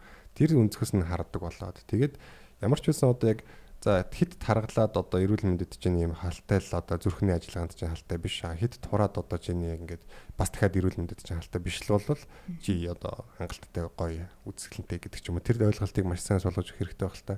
Тэр суугаагүй байснаас болоод яг нөгөө анорексик болсон хүүхдүүдийн кейс амар ингийн байдаг шүү дээ. Ингээл нэг найз нь өө тэр чинь яасан бүдүүн чиний энэ хэсэг чи яасан бүдүүн ингээл хэлчихдэг. Тэг юм бодохгүйгээр чи яасан бүдүүн шуутай ингээд ч юм ингээл тэгэл хэлчихдэг. Тэгэнгүүт нөгөө хүүхдийг тэрийг амар эмзэглэлцдэг. Тэг дотроо бодоод явж хагаад тэгээд нөгөө одоо маш жоохон хүүхд ингээ хоолны калори малороод ингээ хоол ингээ хөдөлж байгаа дандаа ингээ калорийн тооцож аваа иддэг болдог гэж байгаа байхгүй. Тэгэл маш их тийм одоо хоолны дуршилгүй байснаас бол маш бага эдсээр байгаад ингээ одоо жим минь бол бүр ингээд одоо насны пропорц байгаа шүү дээ өндөр болон одоо жингийн. Тэгвэл тэр пропорц нь бол аль дээр үед алдагдсан. Тэгээд ерөөсөө маш эрсдэлтэй байдалд хүрсэн байхгүй. Тэгээд одоо анорекси чинь одоо харахаар ингээд биеийн асуудал юм шиг болооч яг үндэ маш том сэтгэл зүйн асуудал байгаа шүү дээ. Тэгээд эн чинь бүр яг үхлийн одоо үхэлд хүргэдэг хамгийн одоо үхэлд хүргэдгээр хамгийн нэгт байдаг л үү те энэ чинь. Тэр ийм амар асуудал болох боломжтой болохоор хүүхдэд яг багаас нь тэр итгэл үнэмшлийг зөв суулгаж өгөх те. Одоо ер нь бол окей юу окей гэдэг. Юугасаа яг нэг тийм нэг юм байгаад байдаг л да яалтчгүй. Ялангуяа тэр нэг юм 10 жилийн хүүхдүүдийн дунд нөгөө бие биенийгээ дагах үзэгдэл маш их. Тэгэхээр яг нөгөө олонний одоо танил хүн юм байна. Одоо нэг гоё ихч байл тэр ихч гоё харагдъя гэдэг ч юм уу тэгж яваад байдаг. Тэр бас янз бүрийн нөлөөтэй юм байна л да. Тэгэхээр яг одоо нэг юм бас нэг юм амар өөртөө ихтэй юм яг нэг нийтийн олон нийтийн стандартаар маш гоё биетэй ч юм уу тийм биш хэрнээ амар өөртөө ихтэй тийм одод байдаг шүү дээ. Тийм эмэгтэйчүүдээс илүү үлгэр дуурайл аваад илүү ч юм уу гэж бодогдож байна. Нөө хүлээж авч байгаа масс медиа гэдэг энэ цаана одоо нэг зураг авалт хийхийн цаана тэр гоо үзэсгэлэнтэй зураг гаргахын цаана одоо ямар их ажиллагаа явуулж байгааг гэдгийг насан туршид бол яг мэдчихэдэг. Гэтэл жоо хүүхдүүд бол тэрийг хараад энэ ингээл нэг зураг авахд ийм гоо үзэсгэлэнтэй юм байна. Би тэгэхэд нэг зураг авахад ийм байна гэл те өөрийнхөө голох юм дутуугийн комплекс юм те тийм ингээд үзэгдлүүд бий болж байгаа учраас энэ дээр эцэг эхчүүд аягуулсан анхаарч өөртөө ч ерөнхийдөө насан туршсан эмэгтэйчүүд ч гэсэн юм биеийн гоо үзмжийн асуудал маш их байдаг. Яа тэр би бинийгаа магтахдаа хөөхөн шүү, үзэсгэлэнтэй шүү, туран хай шүү гэ дандаа тий appearance гадаад үзмж тэр турцсан юм уу, таргалцсан юм уу гэл те нэг ганц ихний баг мэдлдэг үг нь тийм болчтой. Тэгэхээр нийгмээрээ тийм байх тусам хүүхдүүдийн сэтгцэн эрүүл мэндэдсэн маш хор өнөөлтөй байдгийг шүү. Тийм. Одоо нөгөө сүүлийн үед ингээд нэг юм одоо инфлюенсерүүд гэх юм уу нөгөө нэг олонний танил мэл жоох хүүхдүүд үздэг нэг охтууд идэв шүү дээ. Тэдний авууштай юм нөхөөрх ингээд нөгөө айгүй юм мейкапгүй царайгаа харуулж байгаад ингээд мейкап хийгээд байгаа нь айгүй зүгээр яг мейкап авчгаар бас ийм одоо ердийн царайт юм шүү дээ гэдгийг харуулж байгаа нь бас тэгвэл айгүй цаашаалтай санагдлаа сая бодогдоход. Тийм. Тэрний цаана яг юу хөдөлмөр гэдэг зүйл байгаа шүү гэдгийг айгүй сайн анхааруулж байна. Тийм одоо яг тэр одоо мейкапын чадвараараа тийм юм болж байгаа гэдэг. За метр 1352 асуулт байна. Донтолттойгоо хэрхэн яаж тэмцэх вэ? Заавал сэтгэл зүйч хэрэгтэй юу? Тэгэхээр донтолтынхаа хамаарлаас гэсэн үг яг юун зан үйлийн донтолт юм уу эсвэл яг гадны одоо тэр бодис тийм ээ тэр зүйл донтоод байгаа юм гэдгээс хамаарна гэсэн үг. Тэгэхээр одоо наацхан жишээ авахад мансууруулах сэтгцэнлүүд бодсон донтож байгаа тохиолдол энэ бол заавал мэрэгжлийн хүний тусламж авах хэрэгтэй болчтой. Яа тэгэхээр хэрэглэхээ болоод ирэнгүү тэр хүн хөлрөх, толгооны эргэх, бөөлжих гэдэг ингээд янз бүрийн бие махбодын тийм үзэгдлүүд үүсчихэд учраас энийг нь хордлох тайлах төв дээр заавал тусалж тэр хүүхдэд эхний үе шатыг нь дагуулах хэрэгтэй байдаг. Энэний дараа нь болохоор сэтгэл зүйчтэй уулзах. За эсвэл нөгөө нэг тархины бүр ингээд нөгөө тогтолцоог нь байгалийн тогтолцоог нь тэр одоо бодисууд эвдэлсэн байгаа тохиолдолд заавал эмийн эмчилгээ хийх шаардлагатай болчдөг. Тэгээ сэтгэл заслын арга энэ төр гээд нэг хүн дээр одоо би нөгөө нэг яг ярианыхаа ихэнд Канадад яг тийм сэтгцийн эрүүл мэндийн төвд ажиллаж исэн гэсэн. Тэгэхээр нэг хүн дээр бид нэр 4-5 хүн нэг баг болж байгаад ажилладаг байсан. Гэтэл манай Монголд тийм зүйл ховор штэ тийм ээ. Rehab center буюу тэр одоо донцсон хүмүүсийг хэвтэн эмчлүүлдэг төвөнж байхгүй. Ганц очдог газар сэтгцэн эрүүл мэндийн үндэсний төв буюу одоо хүмүүсийн хил заншнаар одоо хараадаг чийлэгдэх тийм ээ. Тэгэхээр тийм газар болчдөг. Тэгэхээр нөгөө нэг ерөнхийдөө юунаас донж байгаасаа хамаарад мэрэгжлийн хүний зөвлөгөө хэрэгтэй болох донтолт гэж байна. Хэрэггүй яг ингээ өөрөө яг сайн төлөвлөгөөний дагуу зохиогоод өөрөө яг би ямар хэрэгцээгээ хангахын тулд энэ юмд хэрэглээд байгаа. Яагаад би яг ийм зан үйлийг тавтаад байгаа гэдэг дээрээ айгуу сайн анализ хийгээд тэгээд тэрэндээ ухамсартайгаар хамгийн гол нь. Яа тэгэхээр бид нар марцчихдээ шүү дээ. Одоо тамхинаас гарыг гэлтэгжсэн аа. Маргааш нь марцсан тамхио татсан сууж идэг тийм ээ. Тэгэхээр эргэн тойрны хүмүүсийн бас мэдээж хэрэг дэмжлэг айгуу чухал байдаг. Одоо чи гарцсан гэвддэг. Яг нь тэр нэг төрлийн сэтгэл зүйн дарамт болдог л доо. Тэгтээ бас нөгөө хүний урмыг хуглах үе гэдэг айцаасаа болоод бас зан үйлээ зогсоох тийм хандлага байж байдаг. Тэгээд тэр хэрэгцээгээ би өөр яаж эерэг дадлаар хангаж болох вэ гэдэг гаргалгааг нь хайна гэсэн үг. Тэгхийн бол бас өөрөө эмчлэх боломжтой. Вау, тамхины тал дээр бол би яг өөрийн практик туршлагатай яг нөгөө яг өөр дээр ажиллаж байсан. Тэгтээ хүмүүс дээр ажиллаж байгаа. Би яг 9 дугаар ангиас анх ингээд найзуудынхаа юугаар дагаж тамхи татчихсан. Анхандаа би яг санаад байгаа найзуудаа тамхи татахаар ингээд тамхиныг булааж аваад хугалж хайж маяа л гэдэгс. Энийг үзэнчилээ өөрөө татчих байсан. Тэгээд ингээд орон гараа ер нь бол маш олон удаа орж гарч байсан. Тэгээд яг би ингээд хэр удаан гарч чаддсан байх гэж үзэл хэдэн жил мэлээр гараа нэг ямар ч тийм хүсэл байхгүй. Тэгээд яг анхандаа бол хэцүү байдаг гэсэн ингээд бүр яг нэг татдаг цагаар яг ингээд лөөдөн хөдлөө бүр ингээд тэсгүй болоод яах вэ хайгаал тэг ингээд анхандаа нууцаар татчих байгаа шүү дээ жоо хөгтөж. Тэгэл янз бүрийн тийм болдог байсан. Тэгээд сүүлдээ одоо бол би яг энэ үнэхээр яг хүсэмжит хэмжээнд ирсэн байгаа гэж байгаа юм. Яг тамхиг татдээ гэвэл нөгөө найз нөхдөдтэй одоо нөгөө нэг юм ярилцлагын одоо нийгэмшлийн зорилгоор одоо яг нөгөө хэрэгтэй ажил хэргийн явуулалтыг ирч юм одоо бүүнэрийг хамт зогсоод татчихдаг. Татахгүй бодлол ерөөсөө тамхи хийж санаанд ордог юм байж идэг. Ийм контролтой болгож болж байгаа. Тэгээд яг энэ тал дээр болохоор ингээд нэг юм өчтөрхөө яг манай нэг таньдаг ах ингээд пост хийсэн байсан байхгүй. Тамхинаас өнөөдөр ингээд гарч байгаа шүү. Одоо цаашдаа надад бити ингээд санал болохоор найз нөхд минь ээ гэж бичсэн. Тэгээ би яг тэн дээр нь доор нь хошигноо биччихгүй тамхинаас гардаг одоо яг хошигнооч хөл болно бичсэн юм л да. Тэгсэн чинь тамхинаас гарах хамгийн сайн өдөр бол өнөөдөр юм аа. Хамгийн тохиромжтой өдөр бол өнөөдөр юм аа гэж бичсэн байхгүй. Тэгсэн чинь яг бодохоор бид нар маргааш гарна гэж явдгаа маргааштай байгаад байдсан шүү дээ. Тэгэхээр яг өнөөдөр гарыг гээд шийдэж чадахгүй бол чи маргааш ч гэсэн гарах магадлал айгүй багтаа. Ер нь бол ингээд замд ирч хүчээ алдах гэдэг юм шиг. Тийм болохоор өнөөдөр гарчих ер нь миний туршлагаас харахад амар үр дүнтэй байдаг байхгүй юу. Яг өнөөдөр л гарыг гээд маргааш гээд хойшлуулаад тахаар ингээд зүхтаагаад байдаг байхгүй юу. Тэнгүүд нь би ахын пост нэр тэг бичихгүйсэн чи өнөөдөр яадаг өдөр вэ гэх. Тэгээ тэр шиг.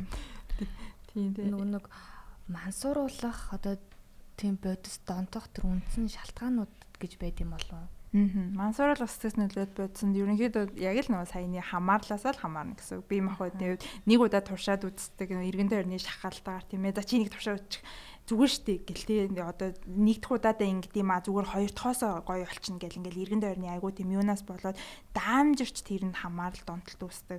За эсвэл яг ямар хүмүүс нь бас ингээд хэрэглээ зүгээр яваад байдаг ямар нь бас болдгоо гэхээр ерөнхийдөө бол сэтгэл зүйн асуудалтай угаасаа төрөлхийн суурь тийм ээ зан төлөвийн хувьд ч арай жоохон ичимхий social phobia гэдэг нэг одоо нийгмийн бусдад харилцах тийм айдастай хүмүүс бол илүү хамаарал үүсэх эрсдэл бол өндөр болж байдаг. Тэгэхээр нөгөө нэг яг ямар хувь хүний онцлогоос хамаарал нас айгу өөр болчтой. Тэгээ нөгөө сайн нөгөө нэг донтолтоосоо ерөнхийдөө гарахад бас нэг би өөрөө хувийн бас жишээгээ хэлэхэд бол миний хамгийн анхны үйлчлүүлэгч бол донтолтоосоо болоод амиа алдчихсан. Тэгээд тэрнээс болоод ерөнхийдөө би ерөн сэтгэл зүйч гэдэг мэргэжил ер нь болий. Энд ч угаасаа хүн тусалдаггүй юм байна. Угаасаа ингэж би нэг анжил шиг те бурхан шиг л баг амар өөртөө ихтэй тэр ажил тэр нийгэм дээр гарсан чинь ингээ ихний үйлчлүүлэгч маань тэгээд одоо хүртэлсэн тэрийг ингээл дурсахаараа ерөнхийдөө аягүй хэцүү болчтой. Тэгээд тэрнээсээ болоод оюутнуудтай би хаяа хэлдэг. Би бол амиа орлох сэдэлтэй үйлчлүүлэгчтэй бол аль болох ажилдаггүй. Тийм. Тэгэхээр сэтгэл судлалаар одоо суралцдаг оюутнуудсан сонсож байгаа үед бол ерөнхийдөө өөрөө яг ямар оюутантай ажиллахад, ямар хүнтэй ажиллахад бас илүү одоохондоо хангалтгүй байгаа вэ гэдгийг айгүй сайн мэдчих хэвээр байдаг. Тэгэхгүй зөвлөгөөний явцад тэр хүн үйлчлүүлэгч юм уу, би үйлчлүүлэгч юм уу гэдэг шиг би өөрөө асуудалтай ингээ орооцолдоод хуучны дурсамж сэдрээд ийм тохиол үүсгэн бол тэр бол айгүй үр дүнгүй зөвлөгөө болдог тийм ээ. Тэгэхээр айгүй сайн өөрийгөө айгүй сайн мэдээд тэгээд миний хувьд бол тийм ээ тийм одоо амиа орлох сэдэлтэй хүнтэй бол ажилдахгүй. Яа тэгэхээр тэр травмааснаас би одоо хүртэл гараагүй гэсэн үг байхгүй юу? Яаж хэцүү шттэ. Та харин одоо л ажиллаж байгаа чинь харин хүчтэй байна гэж боддог чинь. Тийм нэ. Хэсэг хугацаанд бол ажиллаагүй. Би ингээ багш магштай айлаад ер нь болоо мэрэгжлээс айлыг. Тэгээд яг эргэж ирээд тэгээд яг манай багш яг хэлжсэн үг сэтгэл зүйч гэдэг чинь бурхан биш ээ. Чи угаасаа тэр хүний өмнөөс тэр хүний асуудалд чи илүү тэр хүнээс илүү санаа зовоод эхлэх юм бол наа зөвлөгөөгөө зогсоо гэж хэлдэг. Яа тэгэхээр тэр хүн өөрийнхөө асуудал илүү хүчин зармал гаргаж илүү юу ажиж зоржиж тэр илүү үр дүнтэй болно. Тэгэхээр чи ингээл өмнөөрөндөө ингээл ингэж хоёлаа шийдчих чи ингээд ахаа юм бол тэр бол ямар ч үр дүн. Тэгээд яг энэ дээрээс миний сурсан сургамж юу вэ гэхээр донтолтой үйлчлүүлэгчтэй ажиллаж байгаа тохиолдолд relapse гэдэг үе шат байдаг шүү гэдэг аюу хэлж өгмөр ухрах үе шат. Тэгэхээр нөгөө одоо жишээлбэл наадахын тамхинаас гарахад ч гэсэнтэй хүмүүс ингээд тамхинаас боллоо гэж 10 хоног болж ийснаа нэг өдөр нь төвчхийн аргагүй болоод татчихдаг. Тэгэнгүүтлээ буцаад эхлэлийн цэг рүү очсон юм шиг мэдрэмж аваад за би угаасаа л гарахгүй юм байна. Би болий гэд ингээд бүр ингээд сөрөг байдал руу орчдөг. Тэгэхээр энэ зүгээрээ энэ бол чи тэр нь чи жоохон л ухарч ин чи хэрвээ 2 3 алхам урагшилж исэн бол чи одоо эхлэл рүүгээ биш нэг л алхам хойшилж байгаа. Тэгэхээр чи эхлэл рүүгээ биш чи одоо дахиад ингээд хүн ч угаасаа урагшлаад хойшлоод явж идэг учраас хичээх ёстой гэдгийг айгүй сайн хүмүүст бас хэлж өгвөл. Яг нөө Ницшегийн философи шиг ярих юм бол наад чи яг өндөө огтхон ч ухралч биш байгаа байхгүй юу. Яг ингээд чамайг алчихгүй л байгаа бол тэр зүйл чамд юм сургаж яадаг зааж яадаг гэдэг байна шүү дээ. Тэгэхээр тэр хүн тамхи дахиад татсан ч гэсэн яг тэр чин дахиад эхнээсээ эхэлчихэж байгаа юм шиг боловч арай дээд төвшөнд дахиад эхэлчихэж байгаа юм. Та илүү хүчрхэгжсэн байгаа, илүү одоо тэр тал дээр сурцсан байгаа гэдэг ойлголтыг өгөх хэрэгтэй байна л да тийм ээ. Тийм. Тэгэхээр тэрийг айгуу сайн хүмүүс бас мэдээ. Тэгээ дээрээс нас донтолтой хүмүүс дээр аль болох донтогч гэдэг үгийг хэлэхгүй байх нь зөв байдаг. Яа тэгэхээр донтогч гэ хэлэнгүүд ямар мэдрэмж авах вэ тэр хүн? Чи донтцсон биш чи донтогч юм байна гэдэг. Нөгөө өөрийг нь архичин гэд хэлж байгаа юм шиг гэдэг. Архичин гэж хэлж байгаа юм шиг тийм архаг суур өвчтэй болцсон хідээ чи идэгрэшгүй өвчтэй болцсон юм шиг тийм мэдрэмж авдаг гинэ. Сайхан энэ судалгаа өгүүлэлтээр ерөнхийдөө. Тэгэхээр тэрний хооронд яг юу гэж хэлэх хэрэгтэй вэ гэхээр энэ бол чинь нэг төрлийн дадал юм аа. Энийг чи эвдэх боломжтой.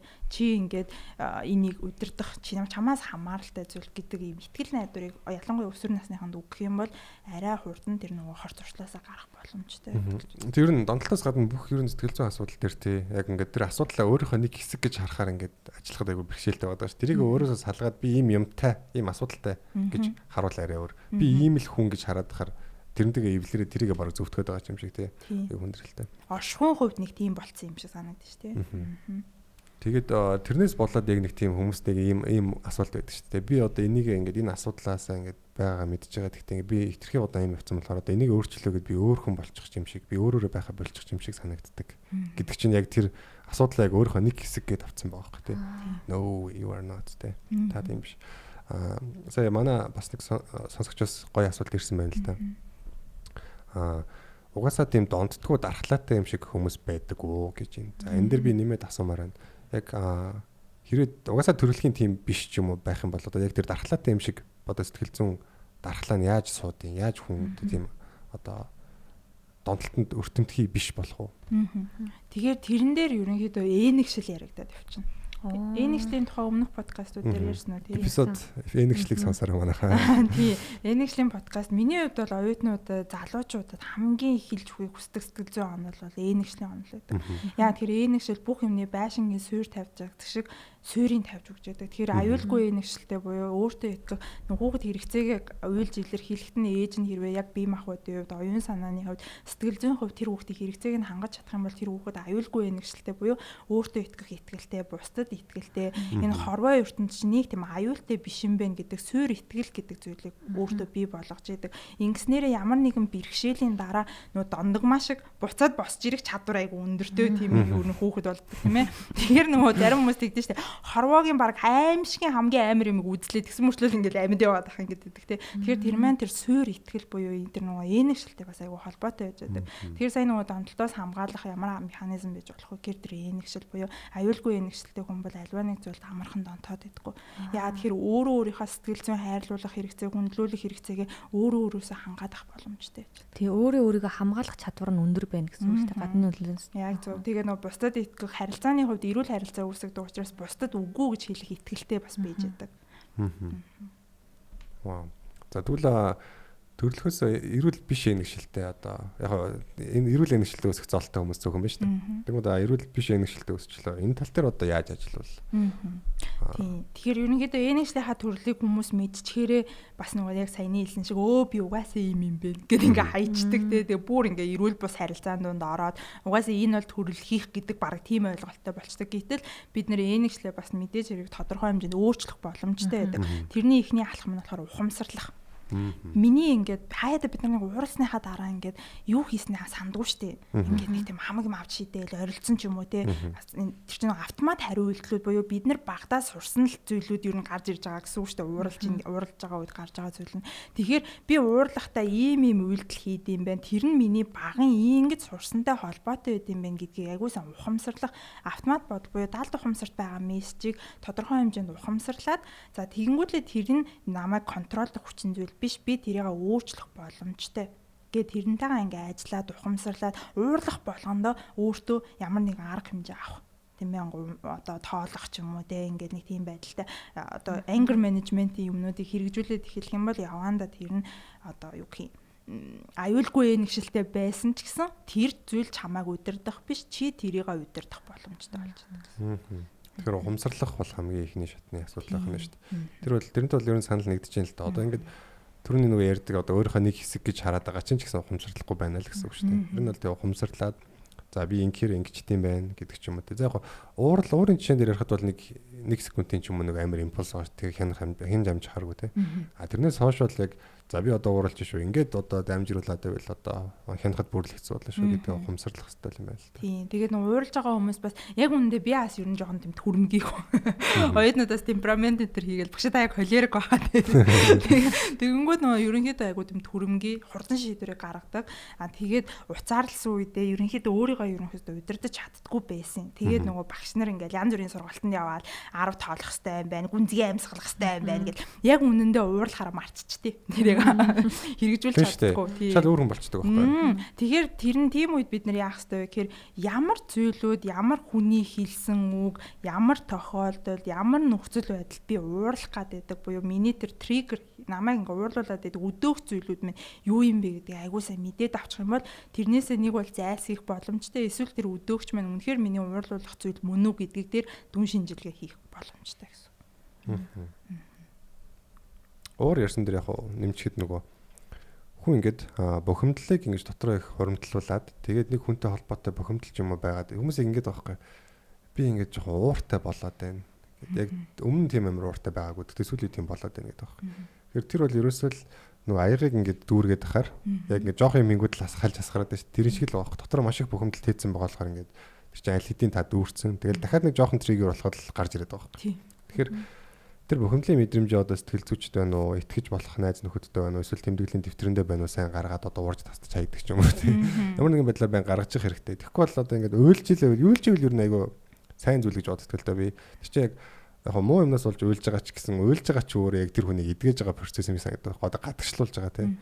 Тэгэхээр ерөөсөө уйлна уу, уурлна уу, ямар нэгэн байдлаар тэрийг гадагшлуу. Яг тэгээ дараа нь ингээд уур чин таныг бүр илүү дор нөхцөл байдал оруулж харгүй нөхцөлтэй гадагшлуулад тэгээд тэрнийхээ дараа нэг тийм ер нь яг сэтгэл зүгээ анханасаа бэлтгэсэн байвал одоо тэр одоо бухимдлаа гаргацсан байвал хүнийг уурлаад ах нь юу бол за тэгээд эсвэл нөгөө бясалгал ер нь айгүй тийм хүнийг тогтворжууд эмоушныг маш тогтворжуулт юм санагддаг. Яг яаж энэ mindfulness-ийн цаана маш олон процесс байгаа даа ерөөсөө гайхмаар. Яг эхнээс нь ингээд тайлбарууд нь ойлгогдол яваад байгаа л та. Гэхдээ л бас тайлбарлаж мэдэхгүйргүй тийм олон процессууд байгаад байгаа. Тэгэхээр бясалгал бол зөвлөхөр зүйл гэж бодож байна. Энэ дээр нөгөө зөвлөгөөн дээр яг би mindfulness training бол аюу их үйлчлүүлэгч нарт хийлэгдэг. Тэгээ тэрний яг цаад шалтгаан онолтойгоо юу гэж холбох вэ гэхээр бидний нөгөө суур мэдрэмжүүд байгаа шүү дээ тийм үү. Тэгэхээр тэр мэдрэмжээ бид нар яг үннийг хэлэхэд физиологийн үед эрхэн секунд л мэдэрдэг.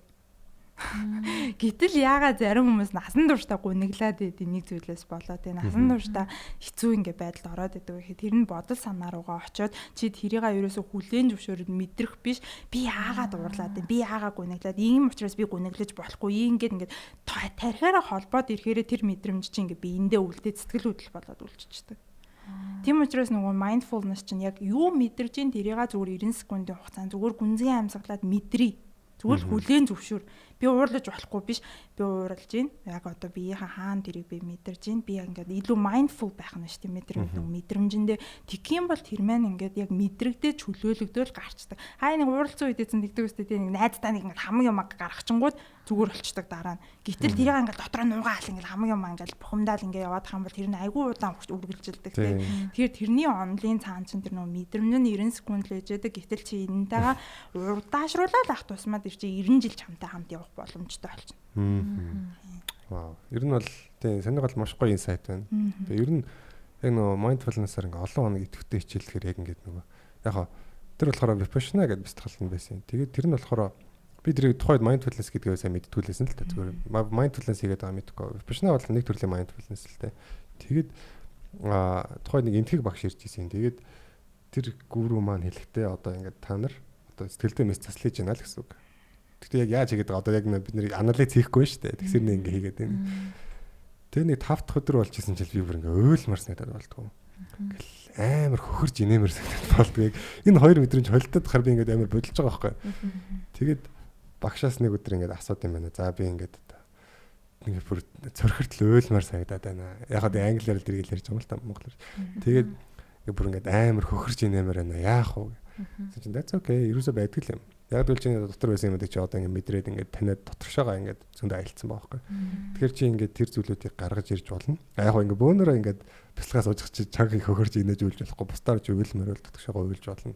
Зөв хамаагүй шууд тэрийг гарга. Тэгээ тухайн үед би оюутанч байсан. Тэр бол одоо маш том хичээл байсан байхгүй амьдралд. Тэгээ яг mindfulness-ийн цаад одоо процессүүдийг ярих юм бол одоо бүр ч олон механизм байгаа. Одоо цагт төвлөрснөөр одоо нөгөө айц төгшөр гэдэг чинь надад ирээдүйд болж байгаа зүйлүүд нутгаа байгаад байгаа шүү. Тэнгүүд одоо дээр барьж авдаг ч юм уу. Яг ухамсарлах дээр бас mindfulness маш сайн байдаг ч юм уу. Тэгэхээр яг энэ тал дээр бүтэн нэг дугаар хийнэ гэсэн бодолтой байгаа. Тэгээ яг хөрсийг бэлдээл яваад байна л да. Тийм mindfulness-аар бас ер нь бол судалгаа хийсэн хүмүүс нэлээд байгаа даа. Тийм шүү дээ. За энэтэй холбоотой яг нэг сонирхолтой нь дижитал илүү iStop-ийн нэг дуу байдаг да. Нэг зовж чадахгүй хайр үл юу лээ? Хайр үзээгүй зовлон. Ойлгох хэрэггүй хайр уу? Тийм тэрний чинь нэг зовлонгийн дараа хайр ч илүү нэг тийм нэг юм яриад идэг те нэг дуун дээр жаргал тахгүй зовлон юм. Тийм баха жаргал тахгүй зовлон тийм. Тэрнтэй холбоод айгу бас ингээ хөгжилтэй нь юу гэхээр сайн нөө хэллээ штэ. Энэ зүгээр л эн чинь зүгээр мэдрэмж чинь гарч байгаа гэдэг шиг бид нар нэг мэдрэмжээ нуугаад би чамайг мэдрэхгүй гэдэг ингээд би явах юм бол нөгөөх нь ч гэсэн 100% гарч ирэх боломжгүй байдаг. Тэгэхээр бид нар бүтэн 100% гүнгэлэхгүй бол 100% хүнийг хайрлаж чадахгүй. Яа тэр энэ мэдрэмж чи сонголтоор тий одоо чи мэдэр одоо чи гар гэдэг зүйл бол биш. Энэ бол чи бүгднгийн чөлөөтэй гаргаж ээж чи бүрэн 100% тэрийг мэдэр. Үнэхээр 100% хүнийг хайрламаар ахам бол чи 100% бас зовж гүнэглэх л ёстой болчихж байгаа байхгүй. Тийм. Тэгэхээр энэ нь муу, энэ нь сөрөг мэдрэмж, энэ нь эерэг мэдрэмж гэсэн юм юу ч байхгүй. Зүгээр л энэ бол хүний мэдрэх ёстой мэдрэмж гэж хүлээгээд авчихдаг юм байна. Тэр чинь л яг үндэ өөрийгөө хайрлаж байгаа явдал гэж л би бол бодож байна. Өмнөх дугаар дээр нэг ярьсан тий. Одоо нөгөө яг энэ дотоод мэдрэмжүүдийг гарах гэж байхад нь за би одоо бадрал би чинь одоо тий одоо сэтгэл зүйч тий эсвэл би ч одоо дог 90 авир гэж бодож бодонгуудаа яг тэр сод эмзэг талаа одоо нуудаг ч юм уу тий одоо ингээ би хүнд гомдчоо тэрийг хэлчих юм шалчхансан харагдана гэж бодоод хэлэхгүй байх ч юм уу тэр чинь яг үндэ өөрийгөө хорлож байгаа байхгүй дотроо хорд хийж байгаа. Тэгэхээр яг өөрийгөө боддоор байлгахыг үл тэр мэдрэмжүүдтэй айгу бас бүгдийг хүлэн зөвшөөрөх хэрэгтэй юм таагүй таагүй байна хамаагүй. Тийм. Нэг сэтгэл готролтой хүмүүс ихэвчлэн хүмүүс нь уургүй болохоор сэтгэл готрол орчдөг гэж ойлгоод байдаг. Гэтэл яг эсэргээр маш удаан хугацаанд уур бухимдлыг дотроо нууснасаа болоод юу ч мэдэрхээ болоод тэр хүн сэтгэл готрол ордог. Тэгэхээр сэтгэл готролтой үйлчлүүлэгчтэй ажиллаж байгаа тохиол яг ийм студи өрөөнд punching bag гэдэг юм байдаг. Нэг зогтөг мишок. Тийм мишок тавьж байгаа зох гэдэг байхгүй. Тэгэнгүүт нөгөөд чинь ингээл ихэндээ ингээл зохиж ядаа л ингээл аюу хэвчээ штэ. Тэгвэл зох ингээл хүчтэй зох гэдэг. Тийм. Явандаа тэгэнгүү баг үйлчлүүлэгч нар нөгөө юу сэтгэл готролтой байсан юм чинь шууд орж ирэл ихний эдэн байнууд нь зохиод ундаг байхгүй. Тэгэхээр нөгөө нэг тодорхой хэмжээ гэж чинь уураа гаргаж ийн гэдэг чинь тэр чинь айгүй том урагшилж байгаа алхам болж идэг сэтгэл готролыг эмчлэх. Тэгэхээр энэ төрлөөр бас тийм ээ хариуцлагатайгаар уураа илэрхийлцгээе. Вау яг супер. Тэгэхээр хариуцлагатайгаар уучлаарай Анжика. Нөгөө юм л бол ингээл нэг үргэлжлэл нэг хүн зодчих гээд байдаг хүмүүс ч өөрөө дотроо бүр маш их уур бухимдлыг тээз явж идэм байж тээ. Тэгэл ирээга дарсаар агаад ерөөсөн мэдрэхгүй байсаар агаад дотгошоо нуусаар агаад тийм. Санаагчаас асуумаар л дээ. Хүмүүс одоо уураа яаж гарах вэ гэдэг. Одоо яг таны хариуцлагатай уураа гарах гэдгийг онцлог танаар яриулмаар байна л дээ. Яг тэгэхээр уураа гаргах одоо уураа дотор тэг чи хортой мэдрэмж штэ. Гэхдээ уураа гаргаснаас бол хүн шоронд ч орж болно, хүн ч алж болно. Тэгэхээр яг яаж хариуцлагатай гарах вэ? Би бол үйлчлүүлэгчтэй тэгдэм хуулийн хүрээнд хийж болохгүй арга замыг л ажиглал. Хууль зөрчих юм бол ч болохгүй те. Яа тэгэхээр бид нэр хүн чинь нийгэмд амьдарч байгаа гэдэг утгаараа хуулиа дагаж мөрдөх ёстой. Хүнд хор хүнөөл учруулж болохгүй, өөртөө хор хүнөөл учруулж болохгүй. Тэрнээс бусдыг бүгдийг хий. Бүр нэрээ те. Юм зохмоор байвал зох. Тэгээд нөгөө ямар санда Монголд бас нөгөө нэг anger release тийм өрөөтэй болоосаа гэж айгу хүсдэгтэй нэг гадны орнуудад байдаг шиг ороод юм хаагалдаг, юм шийддэг. Тэгээд тэр чинь хүний угаасаа нэг тийм дотоод нэг тийм тэмүүлэх юм уу да хүсэлтэй л юу н холбоотой байгаа шүү дээ. Тэгэхээр тэр өрөөнд дотор ороод ямар ч хууль хэрэгжилтгүйгээр ингээл юм шийдээл те хамаг юмыг хаглаал цохоол тэгэж бас гаргана гэдэг чинь. Тэгэнгүү тэрийг болохоор хүмүүс уураа муухай гаргах юм юмыг нь сэтэлжүүлж ин гэж хэлээд байдаг. Гэтэл тэр өрөөний давуу тал нь юу гэдэг вэхээр гарч ирээ сэтгэл зүйчтэй уулздаг. За танд яг юу мэдэрсэн? Та яагаад тэгж бухимдсан гэ тэ? Тэрийг ингээ гүн шинжилгээ анализ хийгээд ирэх юм бол тэр хүн дараа нь тэг заавал хүчирхийлэлтэй violent-аар уураа гаргах шаардлага болчихно гэсэн үг. Тийм. Тэгэхээр нөгөө сэтэлжүүлэлт биш бас ингээ нэг хүний ингээ нэг тийм төсөөллийн те би яг ингээ хүн алчих баха, би яг ингээ хүн зодчих баха гэдэг байгаа. Тэр үнэхээр аимшигтэй төсөөлөл үнэхээр яг бодит байдал дээр хэрэгжих үед хүн хэрэгжүүлж чадж ийнүгүй гэдгийг мэдчихээрээ хүн дараагийн удаа тийм нас айхаа болчдөг. Тийм тэгэхээр илүү тайван болчихсон. Тэгэхээр тийм талаас нь бас боломжтой сонсож байгаа хүмүүс ахмал тийм өрөөнэ гэж бизнесийн санаа шүү. За манайхаа нээцгээе. Санагдчихлаа. Энчкач нэлээ ууртай л байна. Намайг л мишок болгож ашиглав юм да үг хэлээрээ энчк. Тэгээ нэг удаа нөгөө Jita 5 гэдэг тоглоом. Яг Jita-г бол одоо бүгд мэдэх байлгүй дээ бид нар багасаа л тоглосон. Тэгмээ 5 гэдэг тоглоом нээлттэй байжсэн чинь нөгөө хөгшчүүд одоо Jita тоглож reaction хийсэн гэдэг нэг тийм нэг good brother fine bros ч л нэг тийм юу гэдэг гэсэн сууг гэдэг гэсэн. Одоо байгаа л хальта хөгшин настай хүмүүс Jita 5 гэдэг тоглоомыг анх удаа тоглож үзээд яг видео тоглоомыг сайн мэдгүй хүмүүс байгаа шүү дээ. Тэнгүүд би одоо хүмүүсээ бодоод алж болох юм энэ гэсэн шууд хөгшчүүд бүр амар маниак тоглож байгаа байхгүй. Биднээс ч болохоор ингээл яг алхаалал ингээл явдаг шүү дээ. Хөгшин хүмүүсийг анх тоглохдоо бүр амар маниак тоглож байгаа бүр ингээл гээ хөөрч ингээл шүршиж алж маалаа заа. Тэгснэ ер нь яг бодохоор тэр нэг амар сөрөг нөтөт юм биш байхгүй. Яг аллагыг сурталчилж байгаа юм шиг харагдаж байгаа ч гэсэн яг үндэ тэр хин нэг хохирохгүйгээр тэр стрессээ гаргачихж байгаа байхгүй. Тэр чинь харин бүр эсэргээрээ нийгэм тэрийг боддоор хэрэгжүүлэхээс нь зайлсхийж байгаа байхгүй. Яг үнэ хэлэхэд. Тийм үү. Тэгэхээр яг тоглоом дээр одоо нөгөө за яг хүүхдийн хувьд арай өөр яригдах байх те нөгөө нийгмээс суралцах ч гэдэг юм уу. Яг тийм юм яригдах байх. Тэгэхээр Яг энэ талын бас ялгааг тодруулж ярих хэрэгтэй байх тийм. Тийм, нийгмийн суралцсан онол буюу бид нар хүүхэд бол бүх зүйлийг нөгөө нэг нийгэмдэр юу болж эцэг их одоо том хүмүүс насан туршид яг ямар одоо зан үйл гаргаж ийн гэдэг шууд одоо нөгөө сорон шиг ингээд нөгөө төл шиг ингээд тусгаад сураад авчдаг тийм ээ. Тэгэхээр тэрэн дээр ч янз бүрийн нөгөө баба хүүхэлдэйн туршилт энэ төр гэх тийм нөгөө нэг хүчирхийлэлтэй тийм видео тоглоомыг хараад хүүхэд яг үнэхээр хүчирхийлэгч болдгийм үү гэдэг ийм туршилт судалгаануудыг харж байхад бол мэдээж хэрэг түрэмгийллийн ген бол дамждаг. Тэгэхээр бас энэ дээр нэг сонирхолтой ангаа ухааны эрдэмтэд бол ийм юм гаргасан юм бэл манай Монгол судлаач нар бид нар нөгөө хоолны одоо тэр улаан мах иддгээс болоод бас тодорхой хэмжээний түрэмгийллийн ген ингээ эволюцийнхаа явцад Монгол хүнд бол бэдин гинэ. Тэгээд ер нь угаасаа нөгөө генерээ дамждаг нөгөө азаргалын ген ч гэсэн ер нь дамждаг. Нөгөө нэг гэр бүл нэг азаргалтай нэг гэр бүл гэдэг нь шүү дээ. Нэг бүх гişүүд нь тийм. Тэрэн шиг түрэмгийлэлсэн дамждаг. Тэгэхээр нөгөө нэг тэр нь бас нөлөөлнө. Тэгэхээр дан ганц зүгээр видео одоо хүчирхийлэлтэй тийм тоглоом тоглолоо гэд хүчирхийлэгч болох бас бусад хүчин зүйлсүүд нь хамаагүй их нөлөөлж идэг. Тэгэхээр нөгөө нэг дан ганц видео тоглоомноос болоод ийм боллоо гэж бас хэлж болохгүй байна тийм ээ. Вау, окей. Донтол дээрсэн дээр бас видео тоглоомыг бас цусганд өөрт хэрэгтэй байх гэж бодож байна. За, видео тоглоомыг бол бидний багаас л нөгөө нэг ингээл мэдээгээр гарч яхад PC тоглоомын газар гэж аягүй ярьдаг. Тэгээ PC тоглоомын газар донцсон хүүхдүүд инглээ, тэглээ, хараад руу ингэж явлаа гэх. Анханасаа яг манай нийгэмд бас яг аягүй анхны сэтгэлж чухал гэдэг чинь аягүй сөрөг анхны сэтгэлтэй эхэлсэн. Тэгээ яг би өөрөө яг нэг тоглож яг тэр тоглоомын дунд өссөн хүүхдийн хувьд хэлэхэд бол давуу тал маш ихтэй байдаг байхгүй тоглоом тоглодог хүний. Тэгээд мэдээж донтоод ирэхээр escapism болоод ирэхээр хитрээд эхлэхээр бол мэдээж цаг зав чинь үрхээс эхлээл одоо харилцаанд өөрийн үнэлэмжийг унгаана одоо харилцааны чадрууд ч юм уу хөгжихгүй байх гэдэг нийтээр сул талаа зөндөл дөө.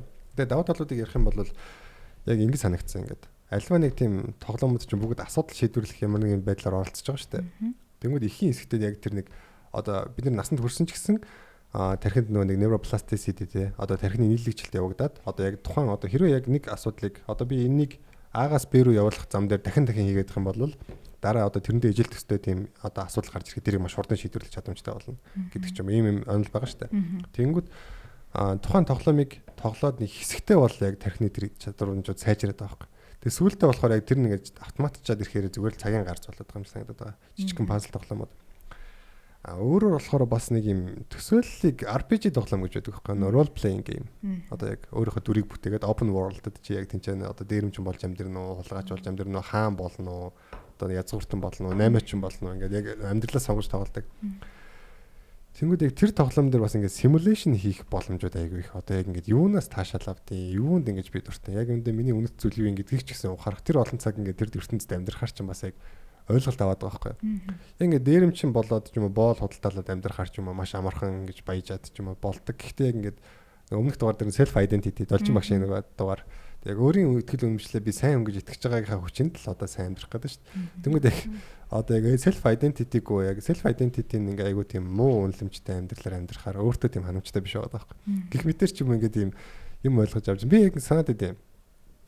Assassin's Creed Brotherhood гэдэг тоглоом яг тухайд яг гараал нээлттэйгээ бас алж ийлээ л да. Тэгээ яг тэр тоглоомыг тоглоод яг трейлер дээр үзэхэр болохоор ингээ тийм одоо яг тэр яг дээр энэ хашашинс гэдэг нэг бүлгэн байсан нөгөө одоо тийм хөлсний алуурчид одоо тийм дундад ойрхот орондод байсан. Тэгээд юу гэдэг одоо тэр Европын эзэнт гүрнүүдийг айлгаж исэн тийм эзэнт гүрнүүдийг чигтэй хаант улсуудыг айлгаж исэн тийм бүлгэн байдаг байхгүй. Тэгээд тэрнээс үүдэлтэй тийм тоглоомтой зохиомж байсан. Зохиомжтой тоглоом байсан. Тэгээд тэрний трейлерыг харахаар болохоор ингээл юм хөлсний алуурч яг өөрөө туслахуудыг дуудаал. Тэгэл нөгөөдөл нь ингээл яг өмнөөс нь зарим ажлыг гүйцэтгэл тэгээ мань хүн өөрөө гүйцэтгэл яг нэг юм гэж эсгэрнгүүд нөгөөдөл гарч ирэл ч юм уу те. Айгу тийм амар тоногл моноглтой те. Тэгээ яг тоглоом ихсэн чинь байдгүй байх нөгөөдөл.